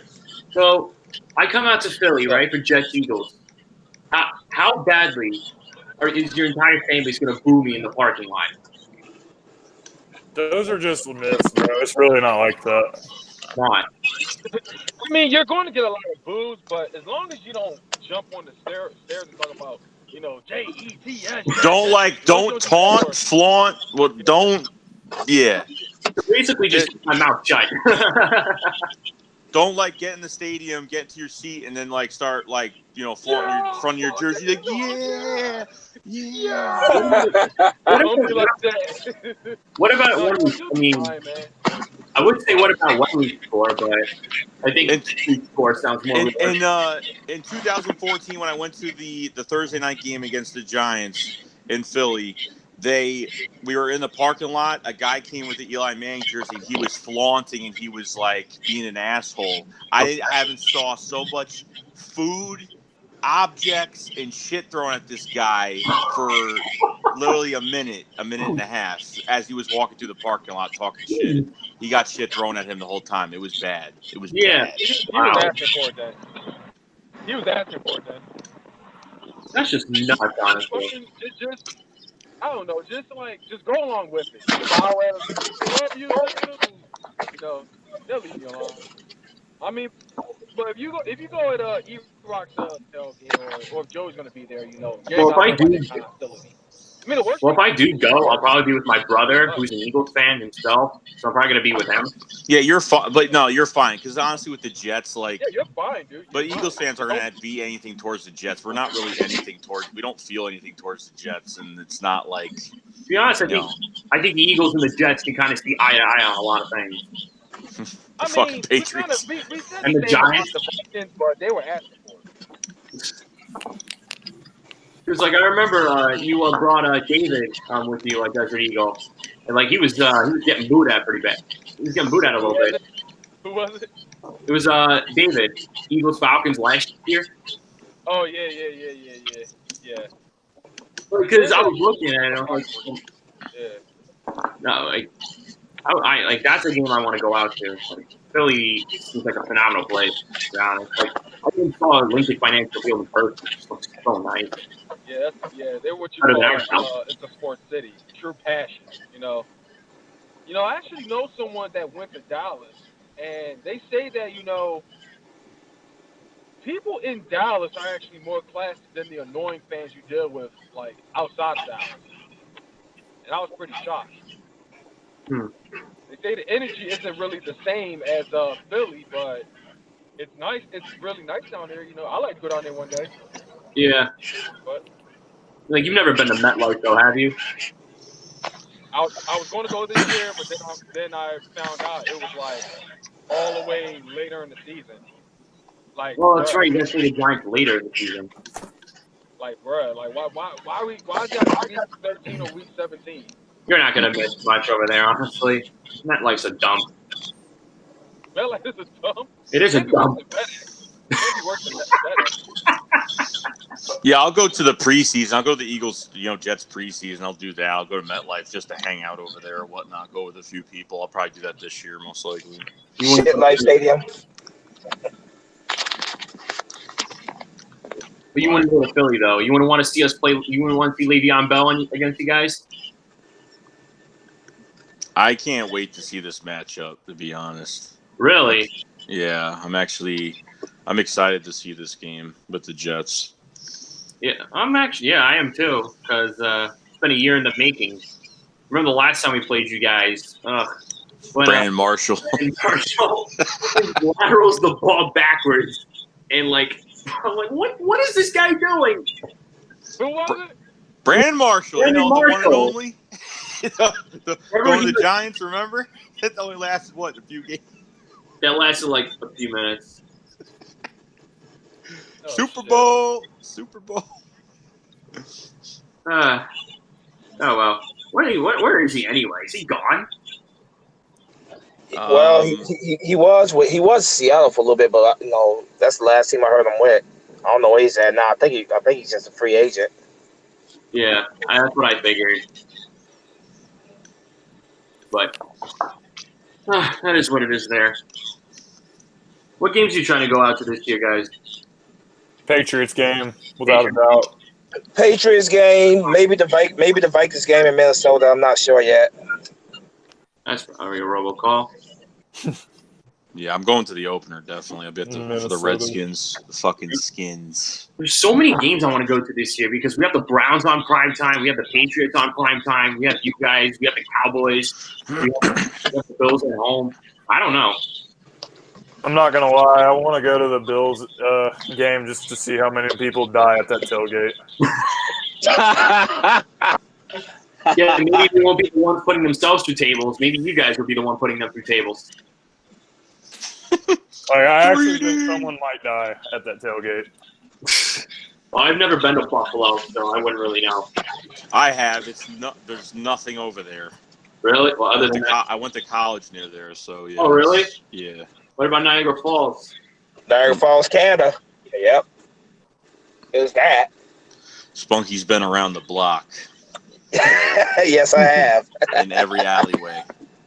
Oh, fuck you. Whenever Jordan Matthews came back, he said there's nothing to do in Buffalo besides do each other, and that's why he had a kid. They asked him about his kid. It was freaking hysterical. They asked him about his kid, and he was like, well, I ended up having a kid because there's nothing to do besides each other. There's nothing. That's pretty hysterical. How's Big That's Mama? funny. I feel like that Patriot game's is a game that a lot of people fans want to go to. What is So, that? I thought it'd be a primetime game. it may get flexed. Well, I mean, that always happens during the season. I kind of wish, who knows, maybe one of our games will get flexed. Depends if we can actually learn how to win a goddamn game for once. I got a feeling that Patriots game is gonna get flexed. The Eagles and Patriots. Eagles Patriots? Definitely. I'm Yeah, staying in Philly that night. I'm not going back home. Super Bowl repeat. I mean, Super Bowl rematch. That's gonna be nuts. That's gonna be crazy. I mean, that is what it is. So, I'm looking up the Sunday night football schedule see what games on week 11. Week 11. Who do we have week 11? Oh, wait. I have the schedule as my background. The Sunday night game for week 11 is the Bears at the Rams. Bears, Rams again? Oh, man. Yeah, I definitely think those could be switched. Oh, great. It's starting to rain a little bit now, whatever.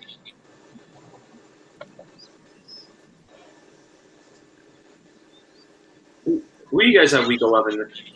The Patriots. Oh, the Patriots, right? I forgot. We have the Redskins that week in Washington. Murder them.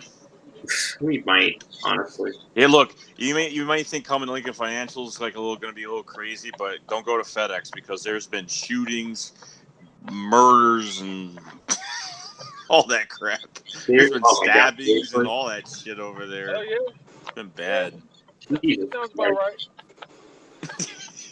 Sounds about right.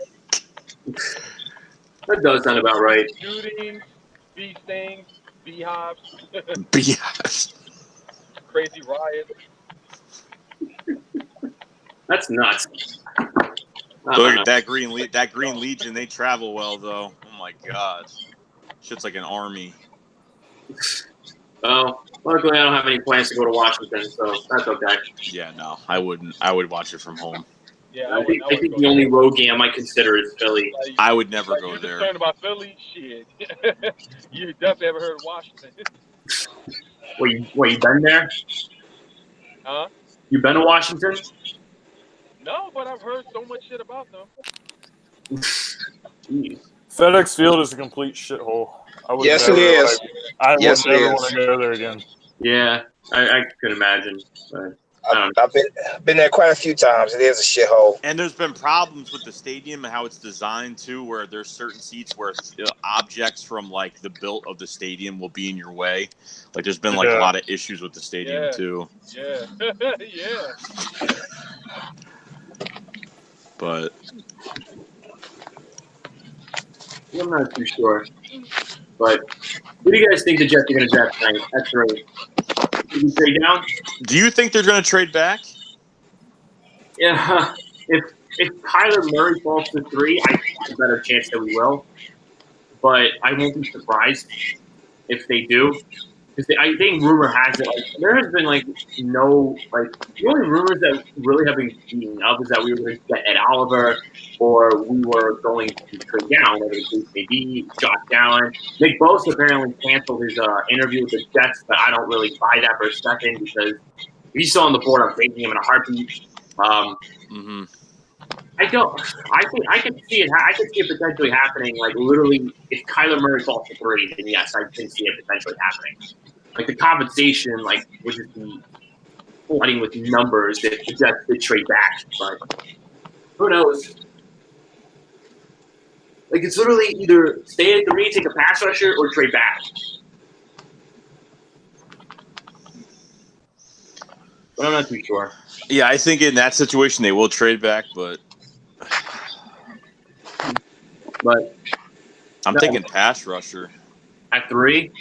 I'm thinking Quinn Williams at 3. That's a possible. I wouldn't mind Quinn Williams at 3.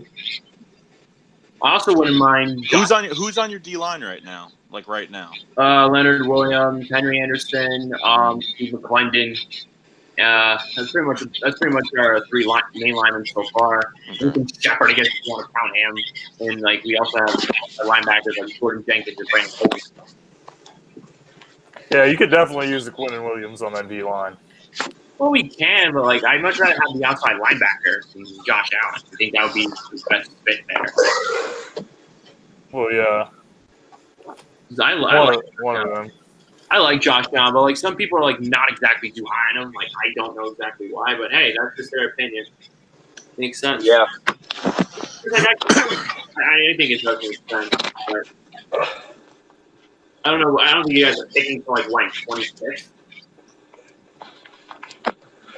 Let's see. Since we got the Jets fan on here right now, I got a question for you. Realistically, what do you think Le'Veon Bell's numbers gonna look like in 2019? Le'Veon Bell's numbers gonna look like in 2000. That's a tough question. The offensive line's definitely different.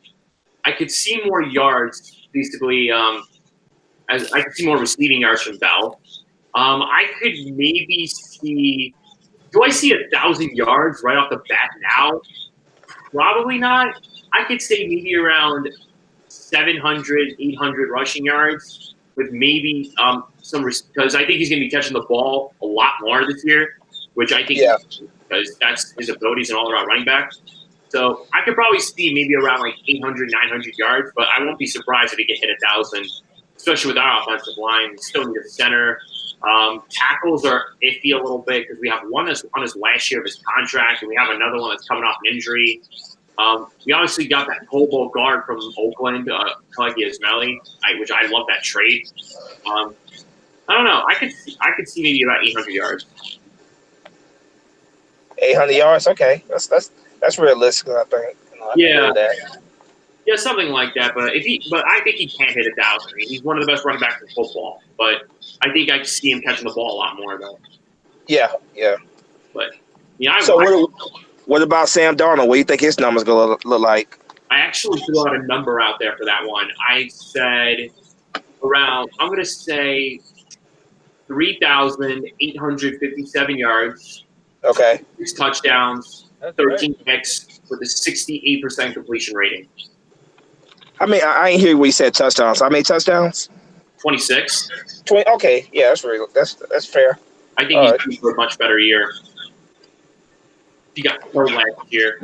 So what do you think the Jets gonna finish in the standings? Because I still have New England win that division, but I feel like they are in the division anyway.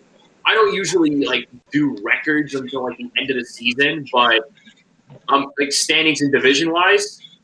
Yeah. Oof. I mean, Buffalo could compete with us because they made some moves too. Because like they got Cole Beasley and John Brown. So and they also have LaShawn McCoy, so they kind of put a little bit of some. They put a little bit of insurance for Josh Allen. So I think they can compete with us. Miami, well, that's just a different story. I could see maybe it being a toss-up between second and third between us and Buffalo. Yeah. So that's not too bad. Like I said, I'm just being realistic. But record-wise, I don't do record predictions till right at the end of the preseason. Gotcha. If the season's over, then I start actually doing record predictions, and I start really kind of analyzing opponents, analyzing what the team's direction could be, and then I go from there. But realistically, this team should win no less than 7 or 8 games. Like 5-11 would be unacceptable at this point. Like I don't want to see it again.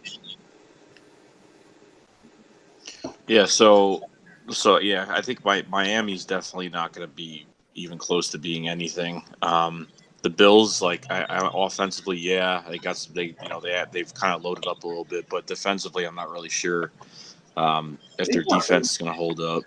They still have some pretty decent. If I told you Jalen Mills going to go there,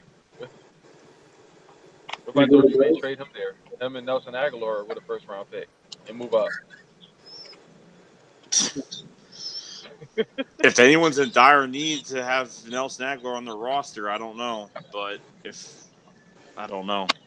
I'd rather. I mean, after Crowder, we're kind of in after that. Seems like they traded Ryan Tannehill. I still can't believe that. They traded Ryan Tannehill. Oh yeah, They right. traded him to the Titans. To the Titans, yeah. That's crazy. Well, he'll serve as a good backup for Mariota now. Yeah, Tannehill was due like $19 million. They weren't going to keep him for that. No way.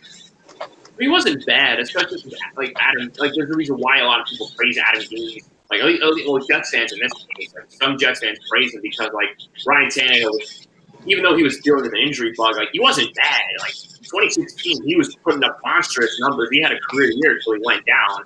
So, how do you feel about Adam Gase? I'm skeptical about the hiring, especially since, like, he did, like, originally, like, when he did get hired here, like, we kind of had the concerns, like, oh, you know, we brought this guy in and he had media issues, like, locker room issues, like, he would just be this arrogant person. But, like, now, like, he's in here, like, I don't, like, a lot of his press conferences, like, you see him actually addressing the media in a better sense. But, however, at the end of the day, like, he's an experienced head coach. Like, at first, he's for sure an upgrade over Todd Bowles. He's an upgrade 1,000%. And his coaching staff, they're established. Like, they're not. You don't have like a wide receivers coach being an offensive coordinator. You have coaches with legitimate experience. So, like, I don't know. Like, I'm giving him I was willing to give him a chance. Like, I'm skeptical about that hiring. I was shocked. But given that he's an experienced guy, I'm willing to give him a chance. Yeah. Gase don't have GM powers over there, does he? No. Okay, well, Yeah, you might be okay there if he's not calling the shots. Yeah. Chip Kelly look, in Miami. Yeah, look what he did in Miami. Yeah. Yeah, he doesn't actually, because typically stated that, like, he did, because he stated in his opening press conference he did not want any control over the team, like, at all. Yeah. He had any power. So that's for our Mr. Spotty drafting general manager Michael Padden to take care of. So. I don't know how, like, anyone who bashes Howie Roseman as a general manager honestly needs to go look at the typical business side of football. Like seriously, you know how much I would have loved to have Howie Roseman come in here and work with our cap? Yeah. Like, that's nuts. Like, you guys managed to actually legitimize your cap. You guys managed to keep a lot of your own, and you got Jordan Howard for chump change. Yeah, for free. For free, bro. All right, y'all. I'm gonna go to work. All right, Des. All right, Desert. You're good, Desert Eagle. It's nice talking to you, man. No, but still, like, yeah, I get a ton of credit. All right, y'all. I'll talk later. All right, bro. All right. All right, later. Get in shape for next year. All right, later. Take it easy. Take it easy. All right, Darps.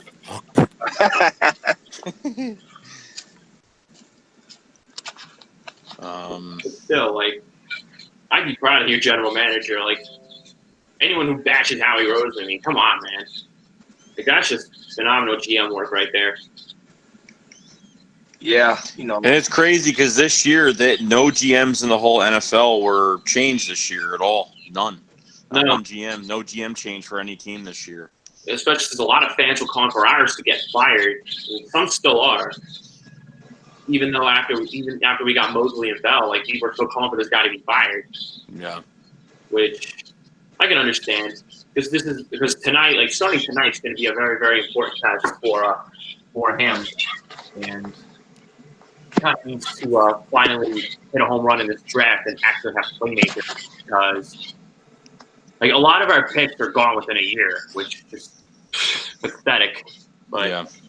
Like, they're out of the league in a year, which, like, we need talent that sticks in the first round. Like, that's what you're supposed to do. Like, that's not exactly enough, but that's our general manager for you. Because you get all these pieces on paper, everything looks pretty damn good. Yeah. So now it's all about the coaching. Now it's the meat and potatoes of winning a championship. Now it's about the coaching. It's about, how every coach is, putting into this team now. So now, and the play calling and everything else. So now it's going to be on the coaches, and now it's going to be on Sam Darnold to really. Now he's got a lot around him now, and I think he's going to flourish really well in that offense. Yeah, I think so too. And, like, that's, like, what you just touched on. That's why I usually wait until after the preseason, because, like, I don't want to judge my prediction based off stuff on paper. I want to judge my prediction based off stuff I see on the field. That's why training camp and preseason exists. because people are like, oh, preseason means nothing. It's so useless. But like It's not. It's not entirely true. Like, if you're a fan, like you should really find the opportunity to identify what you have out there, like in regards to, because we have a brand new coaching staff. Like, I already see like people posting videos saying like, oh, we're gonna go 14-2, 12-4, 10-6. Like, based on what? Based on your stuff off paper? The draft hasn't happened yet. You still have a whole training camp to go. You still have a whole preseason to go. I mean, you gotta really identify your players first on that field, not just on paper. I mean, that's why I don't buy a lot of these record predictions. I'm not saying like I disagree with it. I mean, who knows? They could be like, I could probably agree with it after the preseason's over, but like, don't really judge based off paper. I mean, like, it's not really ideal. You don't know who's going to stay healthy, whatever the case may be. Like, there's a lot of could-haves, should-haves, would-haves in this league.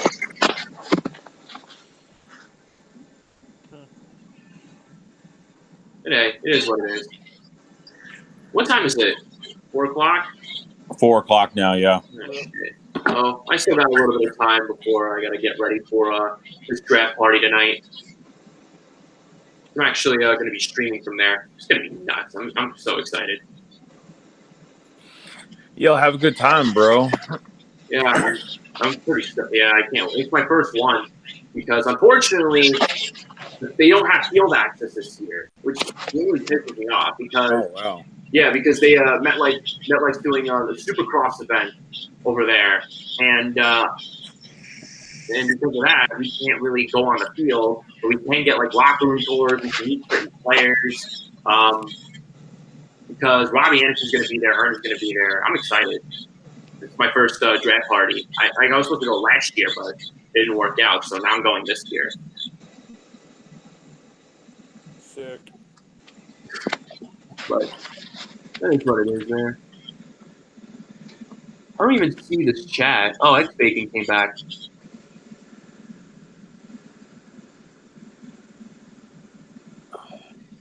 So, Philly Jim, what are you feeling? What'd you say? What am I feeling? What are you feeling for this? Since there's gonna be so many rumors coming out today, which Right. there already is a lot right now. Since the Timmy Jernigan signing right now, what do you think as of right now? Because I saw your tweet about Josh Jacobs or Hollywood Brown. Right. I think they want one of those guys. I think they want one of those guys, but I don't really know. You also have to be careful with rumors because I remember last year the rumors were that they like Darius Geis. Come to find out, first of all, they pass on him twice in the first and second round, and they draft Dallas Goedert. Nice line, Philly Jim. And then not only that, the next thing is the thing comes out that there was a really bad altercation between all of them. So I don't know, man. I think I kind of have a gut feeling that they may draft Montez Sweat and add like Montez Sweat. That's not bad. Yeah, we're still rumored at Ed Oliver, which I kind of hope it's smoke screen. I don't want him at 3. If we trade down and get him, that's fine. But at 3, way. I mean, there's just a thing about Montez Sweat because he has like a heart condition. Yeah, that I heard of. Teams are like concerned about it, but if Montez Sweat falls to 25, I don't think Howie Roseman is going to be able to pass on him just because he's very talented. Yeah, honestly, I feel like Howie Roseman would pass on him. I mean, I never really asked my brother who he wanted Eagles to draft because him and I talk Eagles all the time. But hey, what do I know? But yeah, don't believe all the rumors. The rumors just like because we were apparently rumored to get Josh Allen last year, but we got Sam Darnold. So and like all the hype was that Darnold was going to go number 1, and we ended up getting him, which it's kind of funny because this is the same kind of quarterback that everyone was barking at us to tank for last year. So, I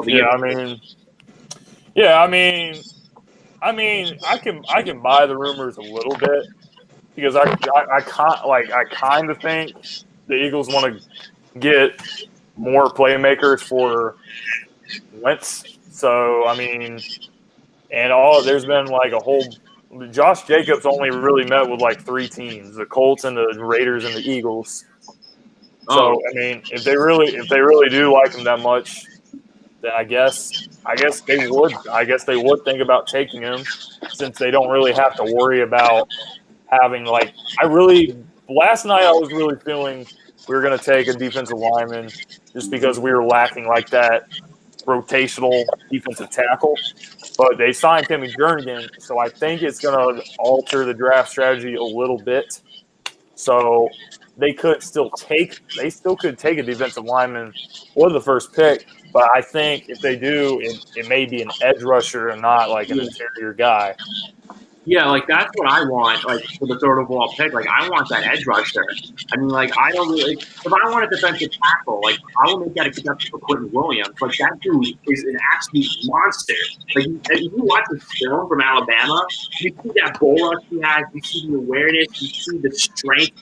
You see the read that he can have on the ball carrier. You see his tackling ability too, and he has that locker room presence too, which is all the attributes in a player that I would like, especially if. We know exactly what he needs defensive tackle, but Quentin Williams is the guy we want to make that exception for. But like me, like I want that edge rusher. Like Nick Bosa is my dream scenario. Like I swear to God, I will go to Nashville for the pick in myself if he falls to 3. But I feel like the realistic pick is going to be Josh Allen from. You think so? I think it's going to be Josh Allen from Kentucky because. Do you guys have a 3-4 defense? We do. That's why okay. I want him. That's probably the reason why I want him. Because I was going to say, some of these teams are going to, like, pass on him, but not because he's not, like, good or anything, because he is very good. But some of these teams just use the 4-3 defense, and then, they would be better off taking Williams or, one of those other guys, both, you know what I mean? But if there's a team like the Jets that has the 4-3, they'll probably take him. Yeah, I feel like we will. Like, and we also have Greg Williams as defensive coordinator. So, like, this is the kind of concern I like. So, like, one of the main concerns I do have with Nick Bosa even is, of course, he has the injury and the frame. But, like, considering that he's a defensive end, like, I'm just wondering. Like, it's not a concern, it's just, like, a question. Like, how would Greg Williams kind of incorporate him into our team? Like, is he going to run a lot more 4-3 schemes? Because we are running a 3-4 base with some 4-3 formations, and I'm just thinking, say we draft this guy, right? We draft Bosa. Like, what exactly will we do to kind of make him fit ideally? Because rumor, like, also reports that he can play out of position. So, like, I think Bosa would be like that really, really. What's the word for it? I think he would be that. He would be that guy with that talent that Greg Williams would really love working with. So that's what I like about the guy. But I don't know. What do you think? I don't know, man. I mean, it really depends how the draft goes, because I read something a few minutes ago that said the Cardinals were riding around with both of Quinnen Williams and Nick Bosa. Really? And they took him out to eat, like for lunch and stuff, and they were basically like comparing them like side by side. Okay. So maybe they don't draft Kyler Murray, and they take one of those guys, and it ends up like shaking the draft up, and then like let's say Bosa goes. Because a lot of people have Bosa going number 2, but Bosa may go number 1. And then I don't think the 49ers wouldn't take Murray, obviously. No, they wouldn't. The Jets wouldn't take him, but then when it got to, I think you could see a team like the Oakland Raiders maybe taking him and then trying to figure out how to get rid of Carr's contract. You think Kyler Murray would go down to number 4? I'm not saying that's going to happen, but I'm just saying how the Cardinals they apparently are spending time with those guys like today, Quinnen Williams and Joey Bosa. So if that happened and they ended up not taking Kyler Murray, which I think would be kind of weird because Cliff Kingsbury, he has like a connection with Kyler Murray. He recruited him when he was coming out of high school and all of that. So it's pretty safe to assume that he's going to be the pick. But this thing is just kind of – I think this may just be something to throw people off. Yeah, like I can agree with you on that because I think I get what you're saying because you look at these scenarios, right? So if say Kyler Murray doesn't go one, like I think Kyler Murray can spark a lot of decisions for the Jets in terms of either staying at or trading down because Kyler Murray right now is, believe it or not, the marquee quarterback a lot of people want. Like the Redskins maybe could trade up and go get him, even though Kyler Murray can't visit over there. The Giants, of course, might trade up and get him. Like, of course, the Giants could probably give us a boatload of picks to trade up to 3, even though it's only a spots. But I think Kyler Murray goes 1. I think we stay at 3 and get the pass rusher. But however, if he falls, I think you look at it like this, where now our general manager, I can't say he'll be concerned that he'll trade down, but what I can say is that this could probably trigger a lot of phone calls for Mike McCagnon in regards to like a ton of offers. Because I think usually a lot of the trades happen on draft night. Of course, last year we did a month in advance because we have to beat out the other teams to get a quarterback. So. Yeah, I mean, I think you can see a lot of trades go down on draft night. Like we were talking about Hollywood Brown earlier for the Eagles. If the Eagles take him, I think it's very safe to assume Nelson Aguilar will be traded. Houston Texans, they're not close to a contract extension with Jadeveon Clowney, so he's another guy I think could be gone during this draft for the Texans. Who else?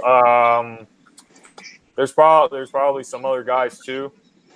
I mean, Josh Rosen. I forgot about Josh Rosen. Yeah, this is the thing for the Cardinals.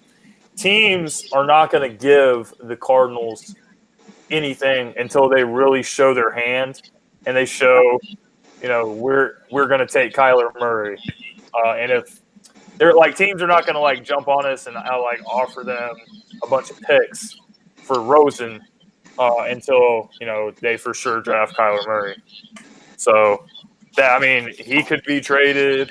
Clowney, Aguilar, depending on what the Eagles do with 25. Yeah, I mean, like I'm hearing mixed reports on what you guys are going to do with 25. Yeah, I don't know, like DK Metcalf, Hollywood Brown, Montez Sweat. Like I think drafting Montez Sweat could be probably the best Howie Roseman kind of move. Who knows? But I think in regards to Chris Long, I think his contract expired. I think he's a free agent already. No, he's not a free agent, but he apparently hasn't made his decision if he's going to play or not. Oh, that's what's going on. Yeah. Because I thought I read when I looked up all the free agents for pass rushers, his name was on there. I'm like, okay. So he's technically he is under contract, but he apparently said, I don't know if I'm going to play yet. So you're just really not sure. Very indecisive, yeah. I know. Make up your damn mind. This draft, he's gonna make his decision after this draft, man. He'll make up his mind. At the draft? This draft, what the Eagles do in this draft is gonna ultimately decide what he does. That's the way I see it. Okay. Probably. Well, what do you guys think about the Seahawks trading Frank Clark for? I think the Seahawks got a sweet deal, and I think the damn Chiefs was stupid as hell for giving up all that for him. That's exactly what I try to tell you. Let's tell Pete Carroll dumb that they got a sweet deal. Go ahead, Philly. I mean, go ahead. You're good. I was just gonna say I thought they gave up way too much. Yeah, that's a desperate team right there, man. Like their defense is garbage, so they gave up everything they possibly could to get to get this guy. So it just came across to me as desperate on the Chiefs, their part. Yeah. Yeah, the Chiefs gave up a lot. Sweet deal for the Seahawks, though. Sweet deal for them. I think, Seattle, I think, won that trade by a lot. And also, the Chiefs freaking loaded him with a new contract, too. So, like, literally, they just traded a whole bunch of picks for D Ford's replacement. Whoop-de-doo. Yeah. But, like, from an emotional standpoint, like, I feel like a lot of Seahawks fans, like, wanted to extend him, which I can understand. But at the end of the day, you can't keep all your players. Like, sometimes you got to shock yourself. That's what I was telling her, Joey. Like, I was trying to tell her, like, you listen, like, at the end of the day, like, you can't keep all your players because you gave Russell Wilson that mega contract, and now, like, you're stuck with Frank Clark. What are you going to do? Like, you just gave Russell Wilson a huge contract, and now you have a player that you're going to have to potentially shop because you can't afford to keep him during cap. Because the Seahawks are relatively in cap now because they extended a lot of their guys. Like, they extended a lot of their draft picks. So. Yeah, I mean, the Seahawks got the Chiefs first from this year, and they get a second next year, and they're also swapping third-round picks. So Wasn't it? I thought it was 2 first-round picks. No, it's a first and a second and a third swap. Yeah, that's what it was. You're right. Yeah, but still, I don't know about that. I really don't. I think he could have been had for less than that. Isn't Eric Berry still a free agent right now? Yes, he is, which is a shocker to me. Is that why? Yeah, that's a shocker. Dude, why the fuck? He's in the league. Actually, I know I'm a Jet fan, and I don't really say this often, but Jamal Adams is probably one of the best safeties in football. Oh yeah, I like Jamal. I loved him when he was coming out. I loved him. Yeah. That's going to be a fun matchup, like him and Zach Ertz. Oh boy. And Dallas Goedert. I mean, you got to cover both of them, man. Oh, him and Goddard, huh? Well, I mean, you also have May back there, but that guy's freaking injury prone. But hey, whatever. I gotta praise at least one player, right? We got too many choices on offense, man. If we add even more, like in this draft, it's going to be a problem. A major problem. I know. Yeah. But you guys have stacked the receiver: Deshaun Jackson, Alshon Jeffrey. Who else you got? You guys still have not Jordan. You guys still have Jordan Matthews, I believe. No. Jordan Matthews is in San Francisco now. Oh yeah, we still got Aguilar. Still got Aguilar for now. We'll see if they move him tonight. Yeah. We'll see if he's still there. Still got Matt Collins. Still got Shelton Gibson. Yeah. What's up, Big D? What's up? Big D. The other Big D. Oh, it's the I don't know. The typer, Big D. Yeah. With his kids in the background as always. Hey, she's doing her homework. How you doing today, Big D? Though, how you doing, man? Oh, I can't complain. Just excited for the draft. Yeah, I understand that. Oh, man. God damn. Like, 8 o'clock cannot get here any faster. I know. Draft's at 8 o'clock. Yeah. Yeah, it's going to be a very busy night, that's for sure. I know. I can't wait. Busy night, man. I think everybody's going to be streaming tonight. I'm definitely streaming tonight. What's this? 1 centimeter is 10 inches or 1,000 centimeters?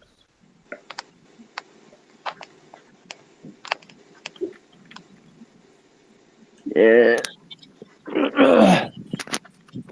Yeah, don't have kids, man. Let me tell you. Dude, I'm still a college boy. Still a young one. Yeah, get your partying days. Get your partying days, man. Because once you have kids, that shit's over. Hey, listen. I'm just trying to get through it, man. I low-key can't wait until I graduate. I low-key can't wait. Yeah. No. Yeah. Jamal Adams is going to the draft party. That's nice. He's there. I think, yeah. Apparently, he sent out a tweet saying, "Yeah, someone stopped by at MetLife tonight." Oh my God, that's actually met Jamal too not too long ago, and he signed my mini helmet. Check this out. My camera can turn on. All right, there we go. Check this out. Oh, nice. That's when he autographed my mini helmet at training camp. It's pretty cool. Yeah, that's a pretty dope ass helmet there. Too bad it's not the Eagles though. It's a Jets. Sorry, man. I ride and die with the green. Well, the other green. I think you're not a Giants fan, so. Yeah, I mean, at the end of the day, you're not a Giants fan, so. No. At the end of the day, he's not a Cowboys fan. What do you mean? I think, yeah, no, I am well aware. New York, yeah, I'm well aware of the hot Dad, do you have a book that I can measure? What? Do you have a book that I can measure? Here.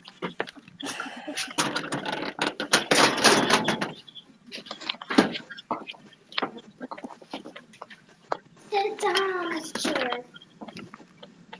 Gotta stop and be looking at my goddamn phone all day. Oh, man. I haven't checked my phone. So, what is this news on 24/7 Sports now? That Marquise Brown is 90% the pick for Eagles if he's at number 25. I heard that a while ago. Yeah, reports are that he's number 1 on the Eagles draft board right now. That's a guy. He grew up an Eagles fan and stuff, and they really do like him in the slot. The slot opposite of Jeffrey and Jackson. What? So if they can't get him at 25, they probably just trade down. That's what I'm hearing. Oh God. That's what I've been hearing. I made a video on that earlier. It said, yeah, in front of the Baltimore Ravens, because they think the Baltimore Ravens are going to fucking pick him up. Well, I could see the Eagles if they feel like somebody else trying to snatch him up. I could see the Eagles move up a little bit to get him. Yeah, I mean, this reminds me of when the year the Eagles, they really wanted Brandon Cooks, and the Saints jumped in front of the Eagles and they got Brandon Cooks. So the Eagles just traded down. 198. But personally, Nelson Aguilar's in a contract year. Yeah. They like Nelson Aguilar, but I don't think they love Nelson Aguilar because with Hollywood Brown, you can use him in the slot and you can use him on the outside. Yeah. But with Nelson Aguilar, you can only put him in the slot, or he's only really effective when he is in the slot. So, I think the Eagles really want players who can move them all over the field. It's just okay, let me ask all you guys, that includes you, Gang Green. What player in particular do you guys like the most this draft that you want the team to get? What player? Individual player? Nick Bosa. Dad, what is in the whole draft? Yeah. Nick Bosa. Okay. What about you, Philly Jim? 4 meters. I'm on the Miles Sanders train. 4 meters? Same here, Miles Sanders. In the second round? Yeah. What about you, Joey? In the first? You mean the first pick? Whole draft. Whole draft. Like, what player you like the most?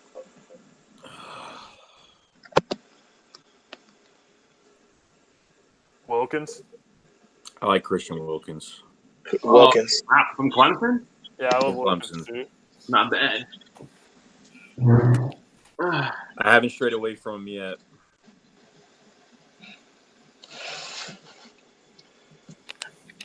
Tomorrow gonna be a long day. Shoot.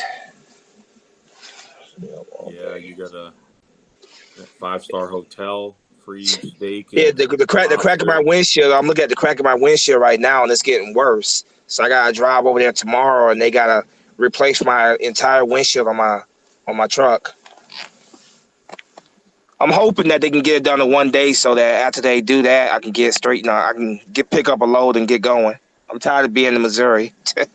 Like, that company's worth a lot of money, right? That you work for? Oh yes, Stevens Transport. They're one of the biggest trucking companies out there. Yeah.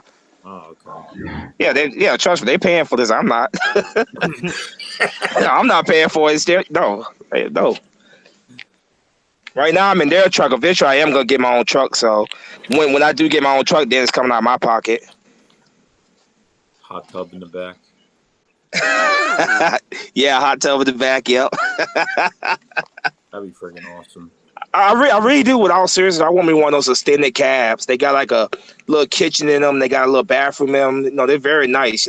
It's like a little mobile home, basically, on the road. So, the whole bathroom situation on a truck. Yeah. How does that work? You gotta stop and pull over. Well, you go to the little dump place like like an RV would go. You go to the same places like that, We have to dump it. That's where you do all that, all that stuff at. Yeah, I couldn't do that. I'd dry heave like crazy. I couldn't do it. No, it's not like that. It's not like that, man. It's not gonna. You're gonna smell everything as you drive. No. Oh, okay. It's not like that. No. But I make this truck that I'm in right now as homey as I can. Because I spend more time on this truck than I do in my actual house. So I mean, I make it very homey as possible. There's times to go by. See, Gang Green, like he don't gotta wait that long. Like we gotta wait that long. We gotta wait. Your team's picking. Your team's picking early. Yeah. Hey, I'm still a college boy. I got plenty of time. I'm just trying to figure my life out. What? We haven't picked What like question? super early since Lane Johnson. Okay, one pine is 4 meters That's a great tall. thing, and I hope we pick later and later and later. Centimeters taller. I hope it stays that way. Yeah, that's a great thing to be picking that late. Yeah, man. I remember last year. 100 centimeters. I stayed up for the entire draft, knowing good and well that when we got to 32, we were going to trade out of the first round. Yeah. And I did. I watched the whole thing anyway. Dad, What?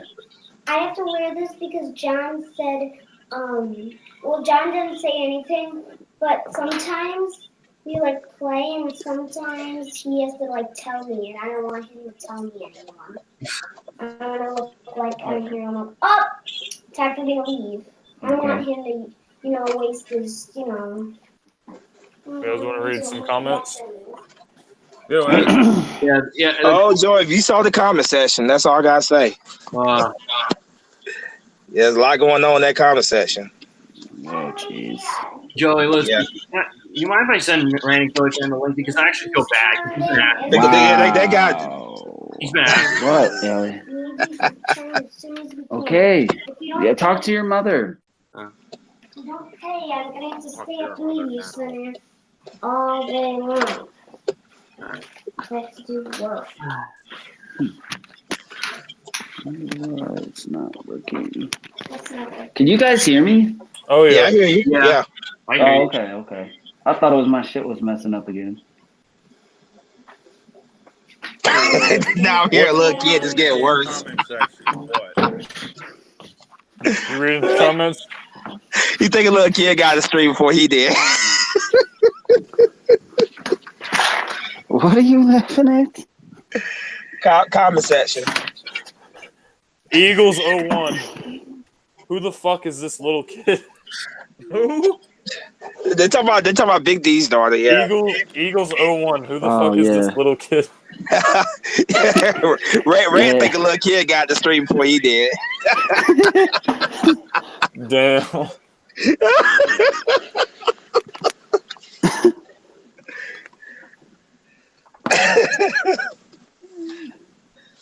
Oh man.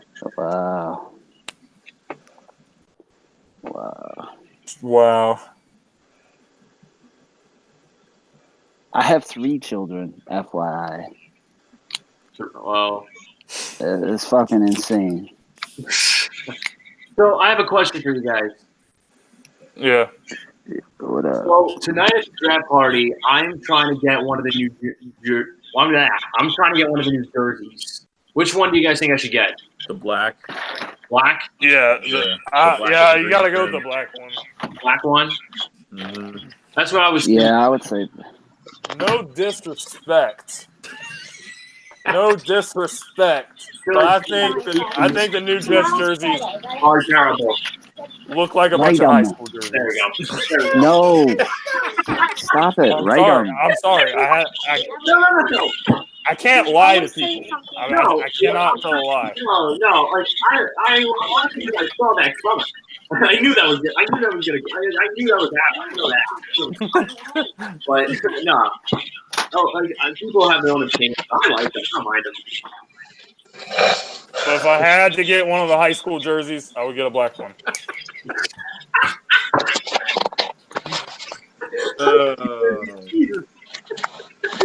Oh man. Being truthful is all that matters. But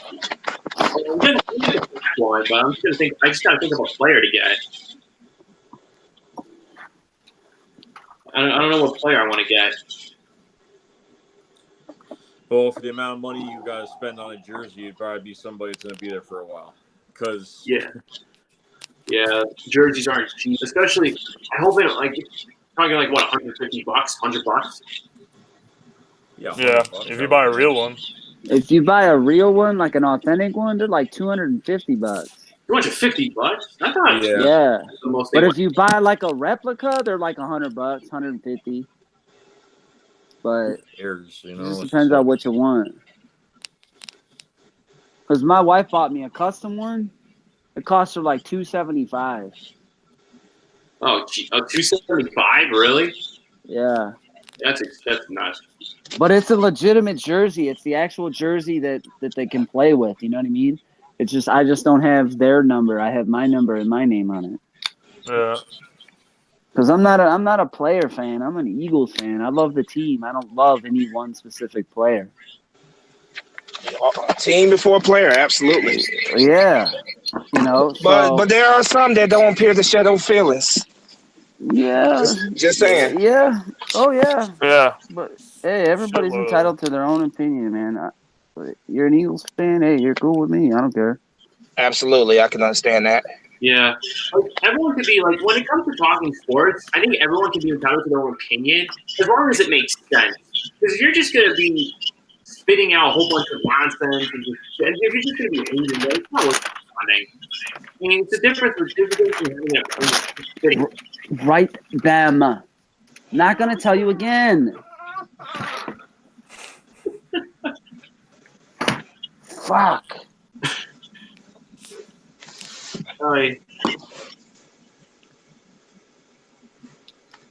It's starting to rain out here now. Shoot. Oh, you're fucked. Well, no, I'm good. No, I'm good. I'm safe inside the cab of my truck. I'm good, but still. Yeah, shit. Your cab got a bunkhouse and everything in there. Yeah, I got a spinning cab. Yep. You got a fucking thing. You got a microwave and a refrigerator in there too? Yes, I do. I might do a little small tour of my cab one of these days. I don't know. Maybe I will. I'm trying to look at this. I mean, it's really not a whole lot to see. It's your typical truck cab, but I might do a little tour of it one of these days. Anybody want to see it? I might show it. So I'm probably gonna have like another hour left. An hour? Yeah, like an hour. I'm probably gonna be here for like another few minutes because I gotta go walk my dog before I leave for this draft party tonight.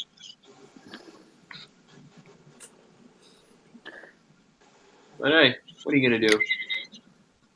Is what it is. It don't start till 8 o'clock, right?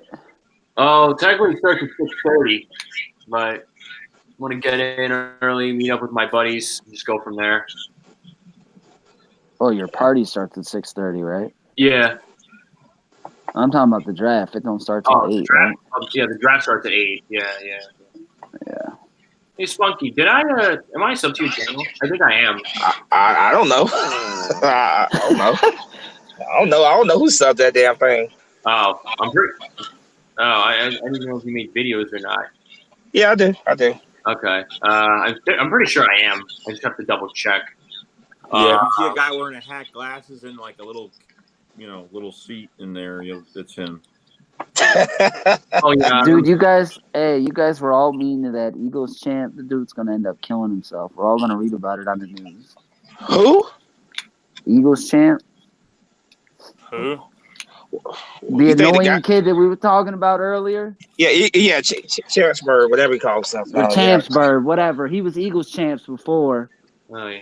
Last time I He was saw him, Ryan he Kimball at was. one point. Yeah. Yeah, he's going to be What all over about the him though? news. He's going to be all over the news. Suicide. Damn, man. Damn. Y'all said mean shit. No one likes you.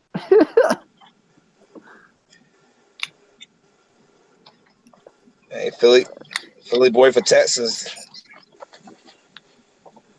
He goes by Repent now. Okay. He goes, oh, okay. Yeah, Philly boy for Texas. He in the comment section. All right. What time is it? All right. I'm probably going to get out of here, guys. Joey, thanks for having me on. Yeah, dude. See you again, Green. All right, man. Gang Green. Later, bro. Guys. Have fun. I will. Thank you. I'll definitely keep in touch. Yeah. All right, man. Take it easy. That sucks if he goes all the way over there and it rains. That's gonna blow. It's gonna suck. That's gonna really blow. So I'm assuming he's around New York City area. I'm guessing. Yeah, he lives like a half hour away from MetLife. Okay, gotcha. Yeah. Because I'm about 40 minutes. I'm about 40 minutes away from MetLife. And you say you're going to the preseason game next year, right? Where? At MetLife. At MetLife. I might just to go, just for something to do. I might. Yeah. Just do that, but I mean, I'm surprised you don't go to MetLife frequently. I mean, when the Eagles come out there, especially. I mean, yeah, if the Eagles were playing over at MetLife, then yeah, I would be over there in 2 seconds. Yeah, I'd already go there. Weren't you at that one or the one that we won the Super Bowl with when Jake Elliott hit that 62-yarder? That was in Philadelphia. What? Yeah, he was there. Oh, okay, that was against. Yeah. He posted a video going crazy over the field goal. Yeah, I remember that. Running out of the stadium and shit. No, actually, that wasn't you. That was E-Rock that did that one. But yeah, E-Rock did it. Desert did one. I did one. Forgot who else. Yeah. It's gonna be a long day. It's gonna be a long headache today. No, it won't be a headache. No, I'm gonna kick back and enjoy and watch where these players go, man. So it's gonna be great for me. I'm just gonna kick back and see what happens. Like I'm tired of talking about it, man. I'm ready to actually see what actually happens now, man. I'm pumped. I'm pumped. I kind of wish they would move the draft to like the weekend, another day, like a Friday night, Saturday. Yeah, so dumb. That's why it sucks because people got to work. Like Desert couldn't stay long. Bacon was in here. He couldn't stay long. So it's like it's a horrible day. Thursday sucks. It's horrible. Yeah, so but the reason they should do that is because they got so many draft picks. Yeah, I mean, you're not going to be able to get them all in just 2 days. Yeah. So what day would you suggest to be on? That's what I'm curious. Friday, you Saturday, can't pick Sunday. a day. Yeah, Friday, Saturday, Sunday. Perfect. But that's why they have 4 days, because you can't get them all in. No, they only do it Thursday, Friday, and Saturday. They just move it up a day. Friday, Saturday, Sunday. Bam. Problem solved. Solving the world's problems. Well, obviously. I think they should move the Super Bowl to a different day instead of being on Sunday. Because everybody watches that shit. And it's like a lot of people got to stay up late to watch that shit.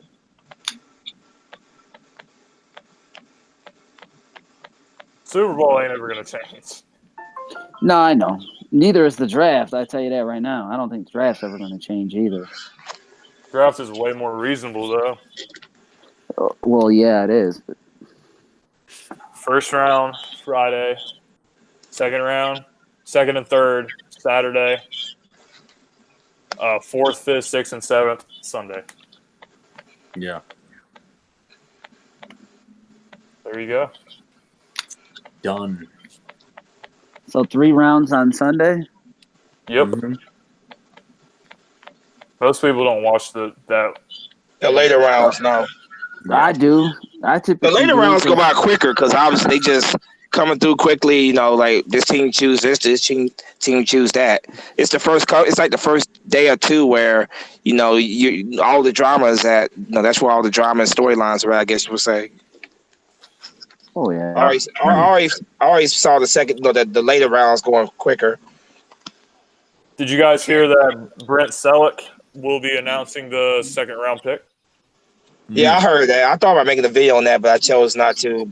But yeah, I heard that one. Yeah, I think that's a good choice. To have him make announce the pick.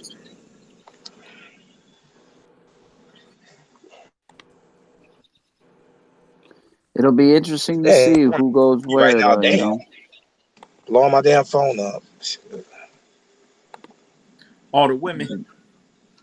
Oh, blowing my damn phone up right now. Like, leave me alone. Shoot. When you coming back to New York? When you coming back to Vancouver? When you coming back? When you coming back? It's like, goddamn. You should. They really want to blow me up right now, though. You That's can for have sure. a child in every state and like. Oh hell no. Fuck that. Fuck no. I got 2 nieces. That's good enough for me. I don't want kids of my own. No. Fuck that. Yeah. I mean, how old are you, Big D? 32. Okay. You got 3 of them already. You want more? Yeah. It's in the works. Yeah. I want in the works. I did my own spelling test, but I'm not booked. Like, how many more you want? Just one. I want a boy. Oh, okay. You got 3 girls? Yeah. Well, 4 if you Okay. count my wife. Yeah. Yeah. It's a lot, you know. Yeah. A lot of fucking women. And I just pray that they all don't sink on the same day. Quadruplets. So that's what Spunky's gonna have. Quadruplets.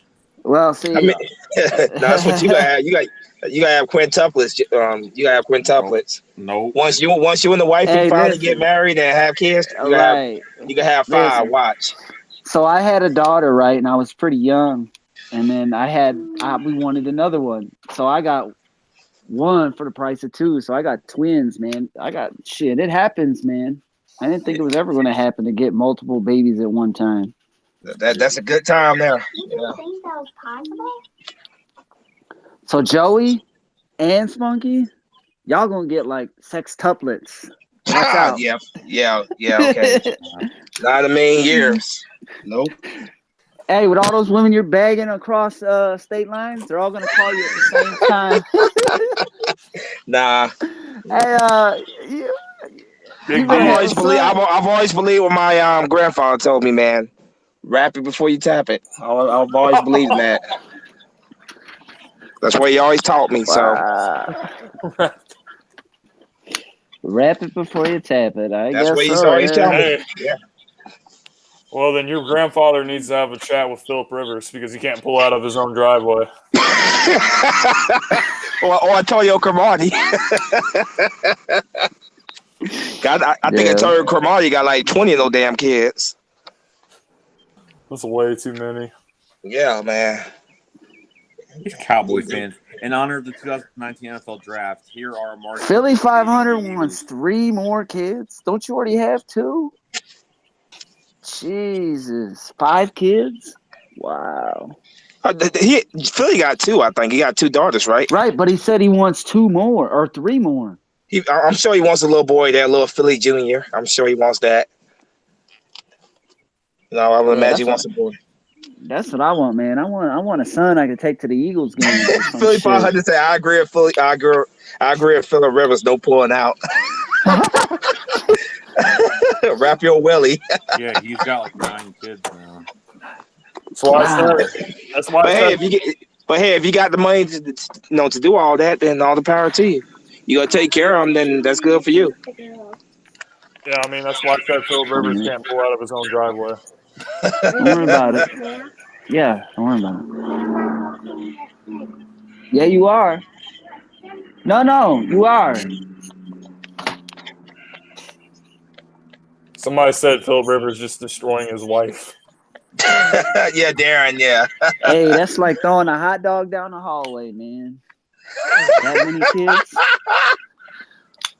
many kids? Whew. You better have the world record biggest dick, because that's gonna be. Oof. But all serious though, Joey, do was- you ever think you gotta have at least one? No. No, you already made your mind up on that one, huh? Yep. No, with the current one, or just no in general? No. No. He doesn't want to have kids. I think he said he don't want to get married either. Why not? Why not? What is your reasoning behind that? It's Just just curious. It's just I don't know. I've You just never don't want to really be been. tied down, huh? No, I've been with somebody for 9 years. It's not the reason. The reason is that I'm not. I don't really think about it. I really don't. I don't know. I just don't. What does your old lady say about it though? Nothing. I'm sure she's probably jumping at the bit, right? No. No. Just living Yeah, life, you bro. basically. Just living life. Do you guys file taxes together? No. No. I was gonna say the minute you guys file taxes together, I know I you mean, guys been living they're not together. married or anything. They're just a couple. Well, I know, but you can still file for domestic partnership, and then once you do that, you legally have to get a divorce, whether you get married or not. So, I didn't know that because I've never filed as a couple with anybody. So yeah, I didn't know that. yeah, a lot of people who usually aren't married that live together for a long time usually just file together. Regardless of getting married or whatever. But once you do that, you're basically married. The state thinks you're married. Nah, bruh. Well, I hear a lot of guys say that the best thing that happened to them was having kids. I can understand that. For a lot of guys, that's definitely the best thing for them. So. It has its perks just like anything else, but it also has its drawbacks. Like would I like to be in what's his name shoes, going to a party, whenever I wanted to? Yeah, that would be sweet, but at the same time, I like my kids too. Yeah. I like hanging out with them, Yeah, I can understand cool. that. I'm not that old. I'm only 32. Not having kids is one of the biggest reasons why I could do what I do right now. I could be away from home for months at a time, so I like it. Yeah. I just like staying home. I don't like going nowhere. You live in Chicago, right, or around Chicago? Yeah. I'm finally enjoying this fucking weather. Are you from Chicago? No. Where you from originally? LA. So what made you start root for the Eagles? I'm curious.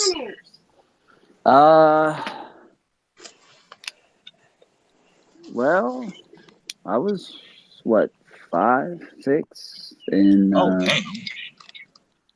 yeah, they were playing the Cowboys, and I said, "Fuck that." Then that's pretty much what happened. I just started watching them ever since then. I wasn't really into football, but it was just a Cowboys Eagles game in '93, and just kind of just started watching them. Damn, 93. I can't remember that year. I was like 2 years old. But I didn't really know much about football back then, Yeah. I just watched it because that was the thing to do. Everybody watched football. And everybody always asks me, "You live in Chicago, how come you're not a Bears fan?" I said, "You know what? I get that question asked all the time. There's far and few in between Eagles fans around here, but there are some." Yeah. And when we do talk, it's like we're a brotherhood, man. It's like we just get each other. But most of my family is Bears fans, or especially on my wife's side. My wife's from here.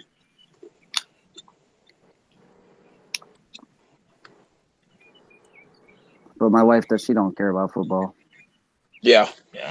Oh, so you moved there because your wife is from the area. Or did Yeah. you move there? You moved there, and met her there, or what? No, that's what I'm asking. Yeah. Yeah. I moved here, and then I met my wife here. Yeah. Okay.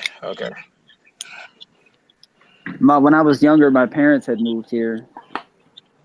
Well, my mom's and my brother and I, we moved here, and after living here for a while, decided to stay. Yeah. Oh my God! 8 o'clock, please. Joey over there suffering. I am. I'm gonna start drinking It's some gonna get here whiskey. faster than you know it, man. It's gonna get here faster, you know it. More I'm gonna like start drinking some whiskey. 11:42. Please get here. Oh, God, worse. That's worse. Now you put more pressure When on you them. put it like that, I wouldn't be surprised if they go. I wouldn't be surprised if they go up or down. The Eagles. I mean, it's only 350. Well, actually 451 where y'all at, 431, whatever. Imagine if the Eagles traded back. I know. That's what I'm saying. I could see that happening. No, fuck no. If they, That's well, stupid. Well, Joy will just explode if that happens. Would you not trade? Would you not trade back if we got another second and a third? Yeah, I would trade. I would trade back if we got a second and a third.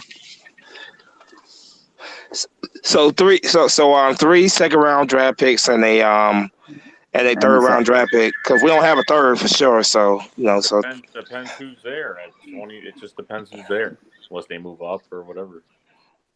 You mean it depends who's there at 25?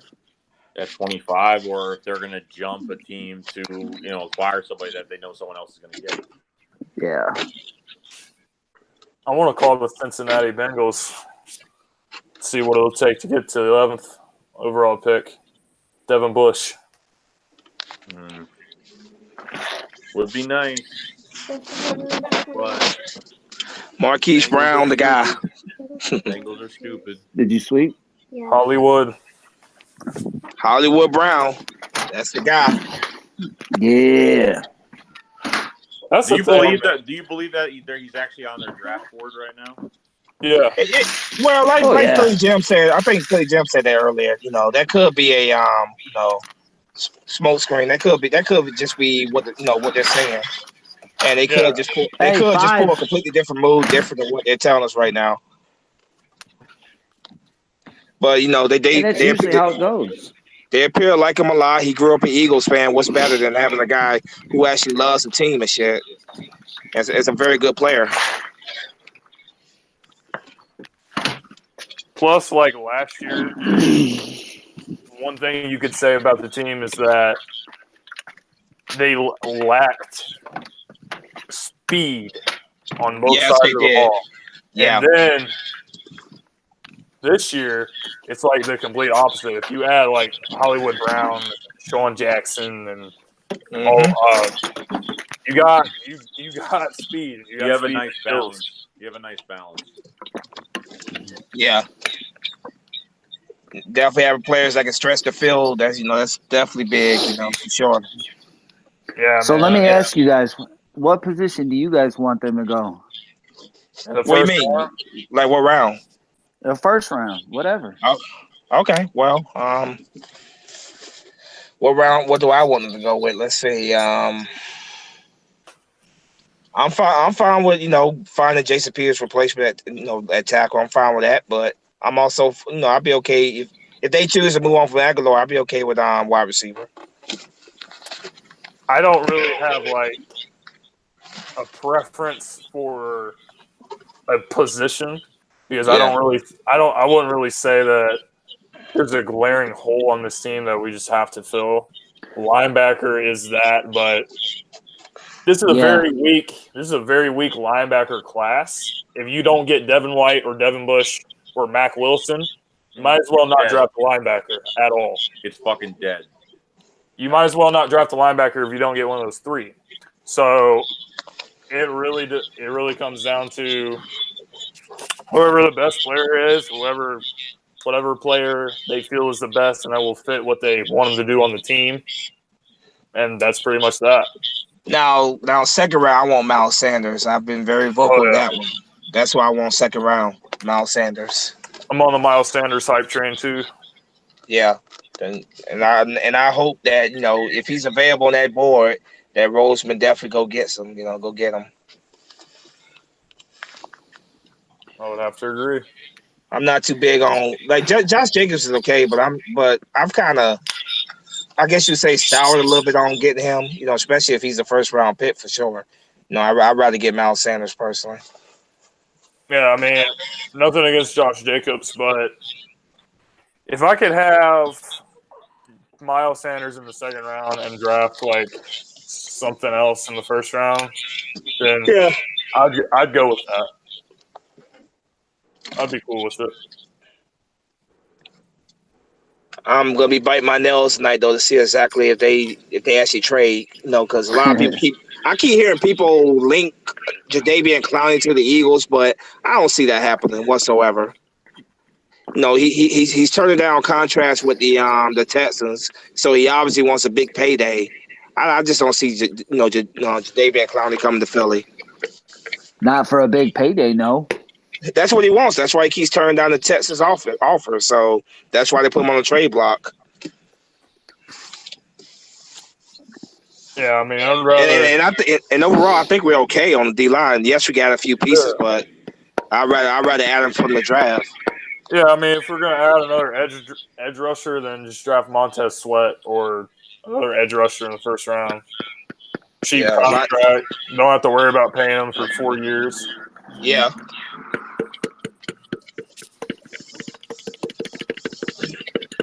The hell is that?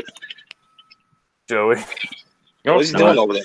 No, it's fucking Big D. Not me. What was I doing? What? Someone was tapping something. I don't know. It wasn't me. I didn't do that. Wow. Was that you, Big? That was you, Big D? Yeah, I was tapping my water bottle. My bad.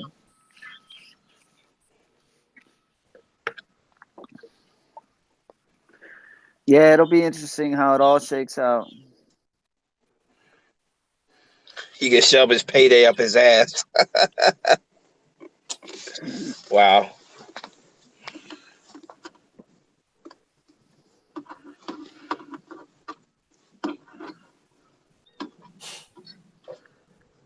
Wow. Sanders will flourish in our offense. Yeah, I agree. So what y'all think ultimately? What do you think Darren Sproles' decision is going to be in May? Retire. No, Yeah. I don't think so. I think he's going to go one more year. No, he's not. We'll see. How? Especially if we had a running back, I definitely think he'll retire. I mean, he could go somewhere else, but I don't think I think he's only going to play for the Eagles and nobody else. Mm-hmm. I don't think he's going to go play anywhere else at this point in his career. No. And even though he's played for multiple teams in his career, I think he feels more like an Eagle than anybody else right now. Yeah. And I don't think he want to play for anybody else. Yeah. I think he's retiring. At this point, might as well, because what does he got left to prove? I mean, he got everything. He's a he Hall of Famer, no, but the guy's been one hell of a playmaker for his whole career. And even though he didn't play in the Super Bowl, he still has a ring from it. So I mean, might as well retire and enjoy the rest of your life. I mean, what is there left to do, for him? Yeah, so we draft running back. You don't think he's going to be a Hall of Famer? No, he's not a Hall of Famer. No. He's like top 10 in all-purpose yards in NFL history. But other than that, yeah, he's not a Hall of Famer. No. Eagles Hall of Famer, yeah, I think he'll be in the Eagles Hall of Fame, but he won't be in the Pro Football Hall of Fame. No. No, he'll definitely be in the Eagles Hall of Fame down the road. So, did you guys see Donovan McNabb respond to all the people that have been talking about him? Yeah, we've been trying to avoid that subject in this whole stream. Yeah. Yeah. I know Terrell Owens, of course, had to get a lick in there. Freddie Mitchell had to get a lick in there, of course. Joey had to get a lick in there, of course. So I mean, there's been quite a bit. There's been quite a bit of people that's been going at him. I don't know. I'm kind of on the fence, though. I am too. Like I said it before. Like he's not completely wrong at all. Like some of the stuff he said is true, but a lot of it I don't agree with either. I mean, I'm kind of on the fence as well. I think it's just people. I think people are just pissed at McNabb. If it was anybody else, I think it would have been okay. But I think it's just McNabb. I mean, he's right though. It is. Wentz is going to be very carefully evaluated the next couple of years, and he should be. Yeah. I agree with that. And I do agree. I've said it earlier, and I'll say it again. Wentz needs to play 2 years, solid seasons, stay healthy before we invest a buttload of money into him. I've said that before, and I keep saying it. Mm-hmm. I don't mean just go out there and have one good season, then we pay him. No, I want 2 seasons. Because we got the 5th year option on him. Right. And I'm okay with letting him go if he gets hurt or something like that. I know a lot of people don't want to hear that, but I really don't want a quarterback who's always going to get injured. I know a lot goes into that, but but still, I mean, what has he done? He's gone 11-2 once, and that was great. If it wasn't for him, we probably would have never have won the Super Bowl. But at the same time, he's on his 4th year, and 3 of those 4 years he's been injured. And now we don't have that. We don't have Nick Foles to save us. I don't know. If he gets injured, I'm done with him. Nate Sudfeld's the guy. If God forbid, knock on wood, Nate Sudfeld's the guy. I hope Carson Wentz can prove them all wrong, but we'll see. But I don't agree with McNabb when McNabb says that if he doesn't get us to the NFC Championship game, we have to let him go. I don't agree with that at all. As long as the team is playing well, they're a playoff team. Carson Wentz is playing well. I'm okay with that. I just want to see him play well and stay on the field consistently. That's all I ask for. There's a lot of guys who didn't make it that far in the playoffs by their 5th season. Drew Brees, Peyton Manning, Aaron Rodgers, pretty long list. So I don't agree with it. You're saying, let's say the next 2 seasons the Eagles don't make the playoffs. God forbid that. You okay with that? No. If they don't make the playoffs, I want them out. I want the Eagles to at least be a playoff team. That's what I'm saying. I mean, we'll make the playoffs, but McNabb is talking like, oh, well, if they don't make it to the NFC Championship game, they need to get rid of him. Yeah, that's what I was saying. Yeah, I don't agree with that at all. No. There's a lot of quarterbacks that did not make it to the NFC Championship by their 5th season, and one of them is Drew Brees, and one of them is Peyton Manning, and one of them is Rodgers, and there's a lot of good quarterbacks on that list. So the way how McNabb was saying it was, I thought it was pretty condescending, and that's why it got a bad reaction from the fans. And let's be honest, though, he's been negative on Carson Wentz since the kid was drafted. I mean, right. First, you go on First Take and watch the old videos of him, man. Everything is just so damn negative with him, man. Like, right. It's definitely a lot of jealousy there for sure. He's very insecure about it. He treated Nick Foles the same way. He was coming off his season where he threw 27 touchdown passes. Did the same thing. We all know that Carson's better, but Carson has the potential to blow McNabb out of the water. Oh, yeah. Yeah. You know what I mean? I think McNabb has admitted that he does expect Carson Wentz to pass him in every passing category. I think he has admitted that himself, once or twice. Yeah, I mean, he knows it, and that's kind of why he's the way that he is towards him. Yeah. We'll see, though. I'm on the fence with him. He's great. I think there's also the jealousy there as well because McNabb was not well received at all when he got drafted to Philadelphia. Wentz was almost universally well received. So I think there's also that jealousy right there, the way the fans reacted to him being drafted versus Carson Wentz being drafted. I mean, they booed. They booed McNabb when he got drafted. There's a reason why that happened. They wanted Ricky Williams. They wanted somebody else. When Wentz got drafted, they needed a quarterback. We needed a Yeah, they quarterback. wanted Ricky Williams that year. Yeah. But we didn't need a quarterback back then. That's why they booed his ass. Well, we kind of did need a quarterback. Like, who the hell do we have back then? Doug Peterson at quarterback. But what I'm saying though is when your fan base wants a specific position and you need it more than a quarterback, anybody would get booed. Anybody would get booed. You know, Carson didn't get booed because we did not have a quarterback at all. What did we have? Mark fucking Sanchez? Butt fumble. Or fucking Sam Sam Bradford? Yeah, you kidding Sam me? Bradford. Yeah, Come because on, we needed a quarterback. That's why Carson never got booed. I remember. Now, if we would have went running back, we would have got that running back would have gotten booed because we don't need a running back. We needed a quarterback. Same thing happened with McNabb. He got booed because it wasn't the position that the fans wanted. Well, first of all, you're not going to draft a running back with a top 2 pick unless he's a generational talent like Saquon I know. But I'm just saying. But second of all, when they drafted Wentz, they extended Sam Bradford that year, and Sam Bradford acted like a little bitch because he didn't want to compete for the starting job, and there was a lot of drama, and he wanted to be traded and stuff, and he told him and his agent were saying how they thought the Eagles organization was being misleading and stuff towards them. I remember. It all just sticks out to me when I look back. Mm-hmm. Sam Bradford was only good in college. Yeah, you know, his whole career. That guy's career has been derailed by injuries, man. Like, you know, he just never could stay healthy. Now, if he could stay healthy, I'll tell you, I would take him over anybody if he could stay healthy. He's a good quarterback, but he can't stay healthy though. He has the best GM in NFL history, though, for sure. I wish I had that man as my damn GM. I'm not GM, agent, I meant to say.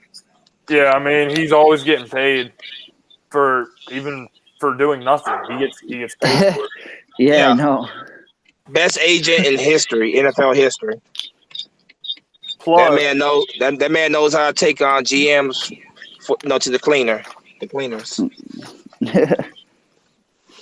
Plus, even when he was healthy, man, he had a below 500 record as a starter. So I never thought Sam Bradford was a good quarterback. I really didn't want to trade Nick Foles for him back in 2014. Trust me, I was absolutely pissed when we did that, man. I was pissed, like fuming pissed. Yeah, I was mad too. Yeah, man. You know, I'm like, why the fuck would you bring in a guy who cannot stay on the field to save his life and get rid of Nick Foles? I mean, everything, just about everything Chip Kelly did that year is a fucking disaster. I think Chip Kelly was paid to fucking screw us up. Now that I think about it, anybody, I don't know, somebody fucking paid his ass to screw us up. No, I think he legitimately thought he was doing something to help the team. I actually do think he legitimately meant well what he was trying to do, but it was just bunch of, it ain't make no sense at all. Just to pour even more gasoline onto the fire, he traded Nick Foles for Sam Bradford, and as we well know, Nick Foles went on to win the Super Bowl MVP. Yeah, so he traded a future Super Bowl MVP. When you look back. Yeah, he got rid of Deshaun Jackson, McCoy. Come on, you just don't get rid of those players for no reason. Come on. Well, what he got rid of them for, I was against. You know, I wasn't really against him moving on from them, but I was against what we got for them. We didn't get nothing for Deshaun Jackson.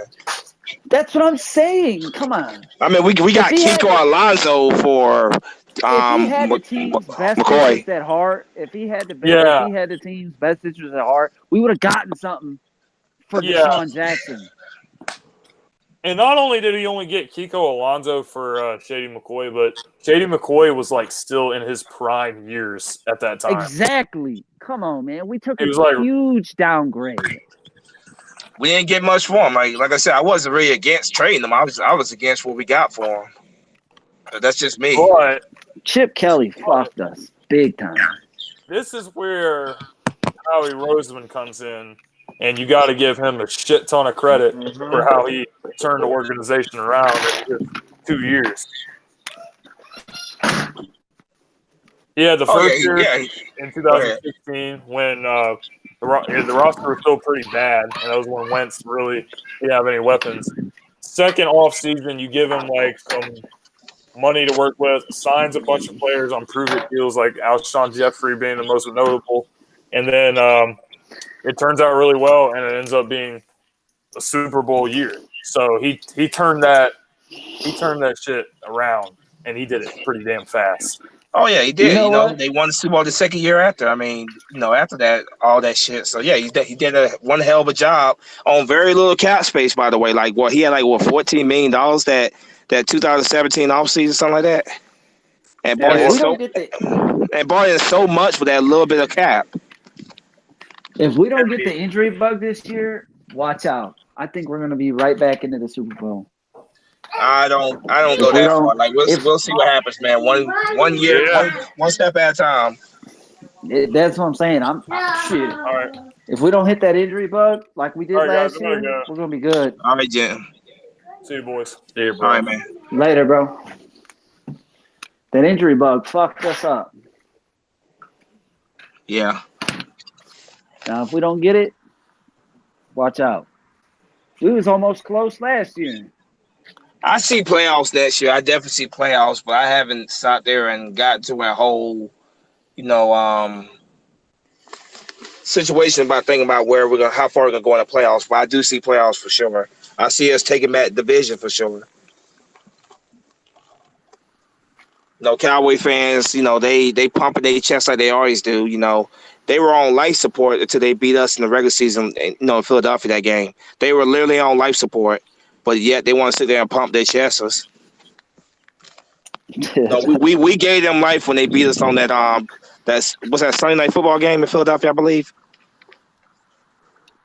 Yeah. We gave them life when they beat us in that game. Like they were literally on life support their season. I think we will take that. I think we will take that division next year. How far we go, I don't know, but I think we will be in the playoffs for sure. To me, winning the division doesn't mean anything. As long as we make the playoffs and we keep it rolling through the playoffs, I'm good. I don't care if we win the division. I just want that title. Well, I want division too, still, but I want, I want to see his team continue to get better and better, and at least compete for championships. That's what I want. Yeah, and we should be. We should be. We have a stellar team. I mean, I really want plug-in players. I really won that division last year just to say that, hey, we're the first team since, us, to win division 2 years in a row. Since 04, 05 when the Eagles did it twice. It was 03, 04. It was 03, 04. They won in 04, 05 too, didn't they? Because that's the year they went to. It was 2003 and 2004 is the year they went back. I gotta Google that because 05 was the year we went to Super Bowl. Hold up. No, 2000. No. 4 or 5, yeah. Was it 4 or 5? Yeah, 2004 5 when Super Bowl 39. Yeah, okay. Yeah. I thought it was 3 and 4. Yeah, I just wanted to win that damn division and be able to say that. Like, we've done it, 2 years in a row, but it is what it is. The past is the past. Yeah. It'll happen again. But hopefully we take it back next year, man, because I'm tired of these damn cockroach fans, man. Oh, they come out of nowhere. They come out of nowhere when they're winning, but when they're losing, they disappear. Yep. Yeah, the most fair weather ass fan base I've ever seen, man. I got a lot of Cowboys fans at my gym, and they just sit there, and they just sit there and they stare at me. I'm like, dude, take your ass somewhere else. Nobody gives a shit about you and your fucking trash ass Cowgirls. They sit there talking about, oh, we swept you last year. Like, who gives a fuck? What did you do with it? You lost the playoffs like you always do. Right. Like, you went just as far as we did. So what the fuck are you bitching about? I don't care how many times you beat us.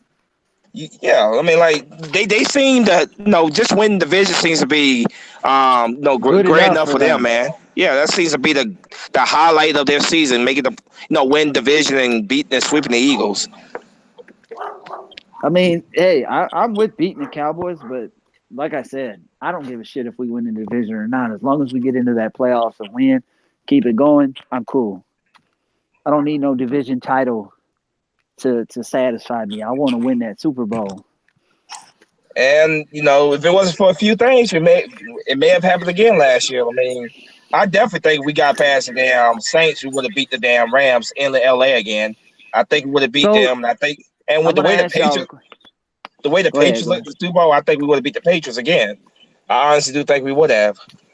So if Alshon would have caught that ball, you think the game would have been different? Well, that was definitely. It just depends after that first. If you make that conversion, it depends because they still had a few more plays down the field. I mean, that was definitely a contributing factor to our loss. But let's be honest, the team just turned this shit after those 2 touchdowns in the first quarter. Well, what really turned us was that fake field or that fake punt. That fucking threw us off. Well, that's what the Saints, they do a lot of that stupid shit. Yeah. And trust me, I can't believe they should have known better. I only have a few more minutes, so okay. I have to get out of here. So. But I was happy though when New Orleans lost. I truly was. I ain't feel bad for them at all. One of my buddies is a Saints fan. I didn't feel bad for him either. All right, Joe, you say you get ready to wrap this thing up? Yeah, so I appreciate everyone that's come to the stream today. We're going to see what happens tonight and see what the hell we're picking. And it should be a crazy friggin' night from the start. So, all right, boys. I'll talk to y'all later. All right. All right, man. Later.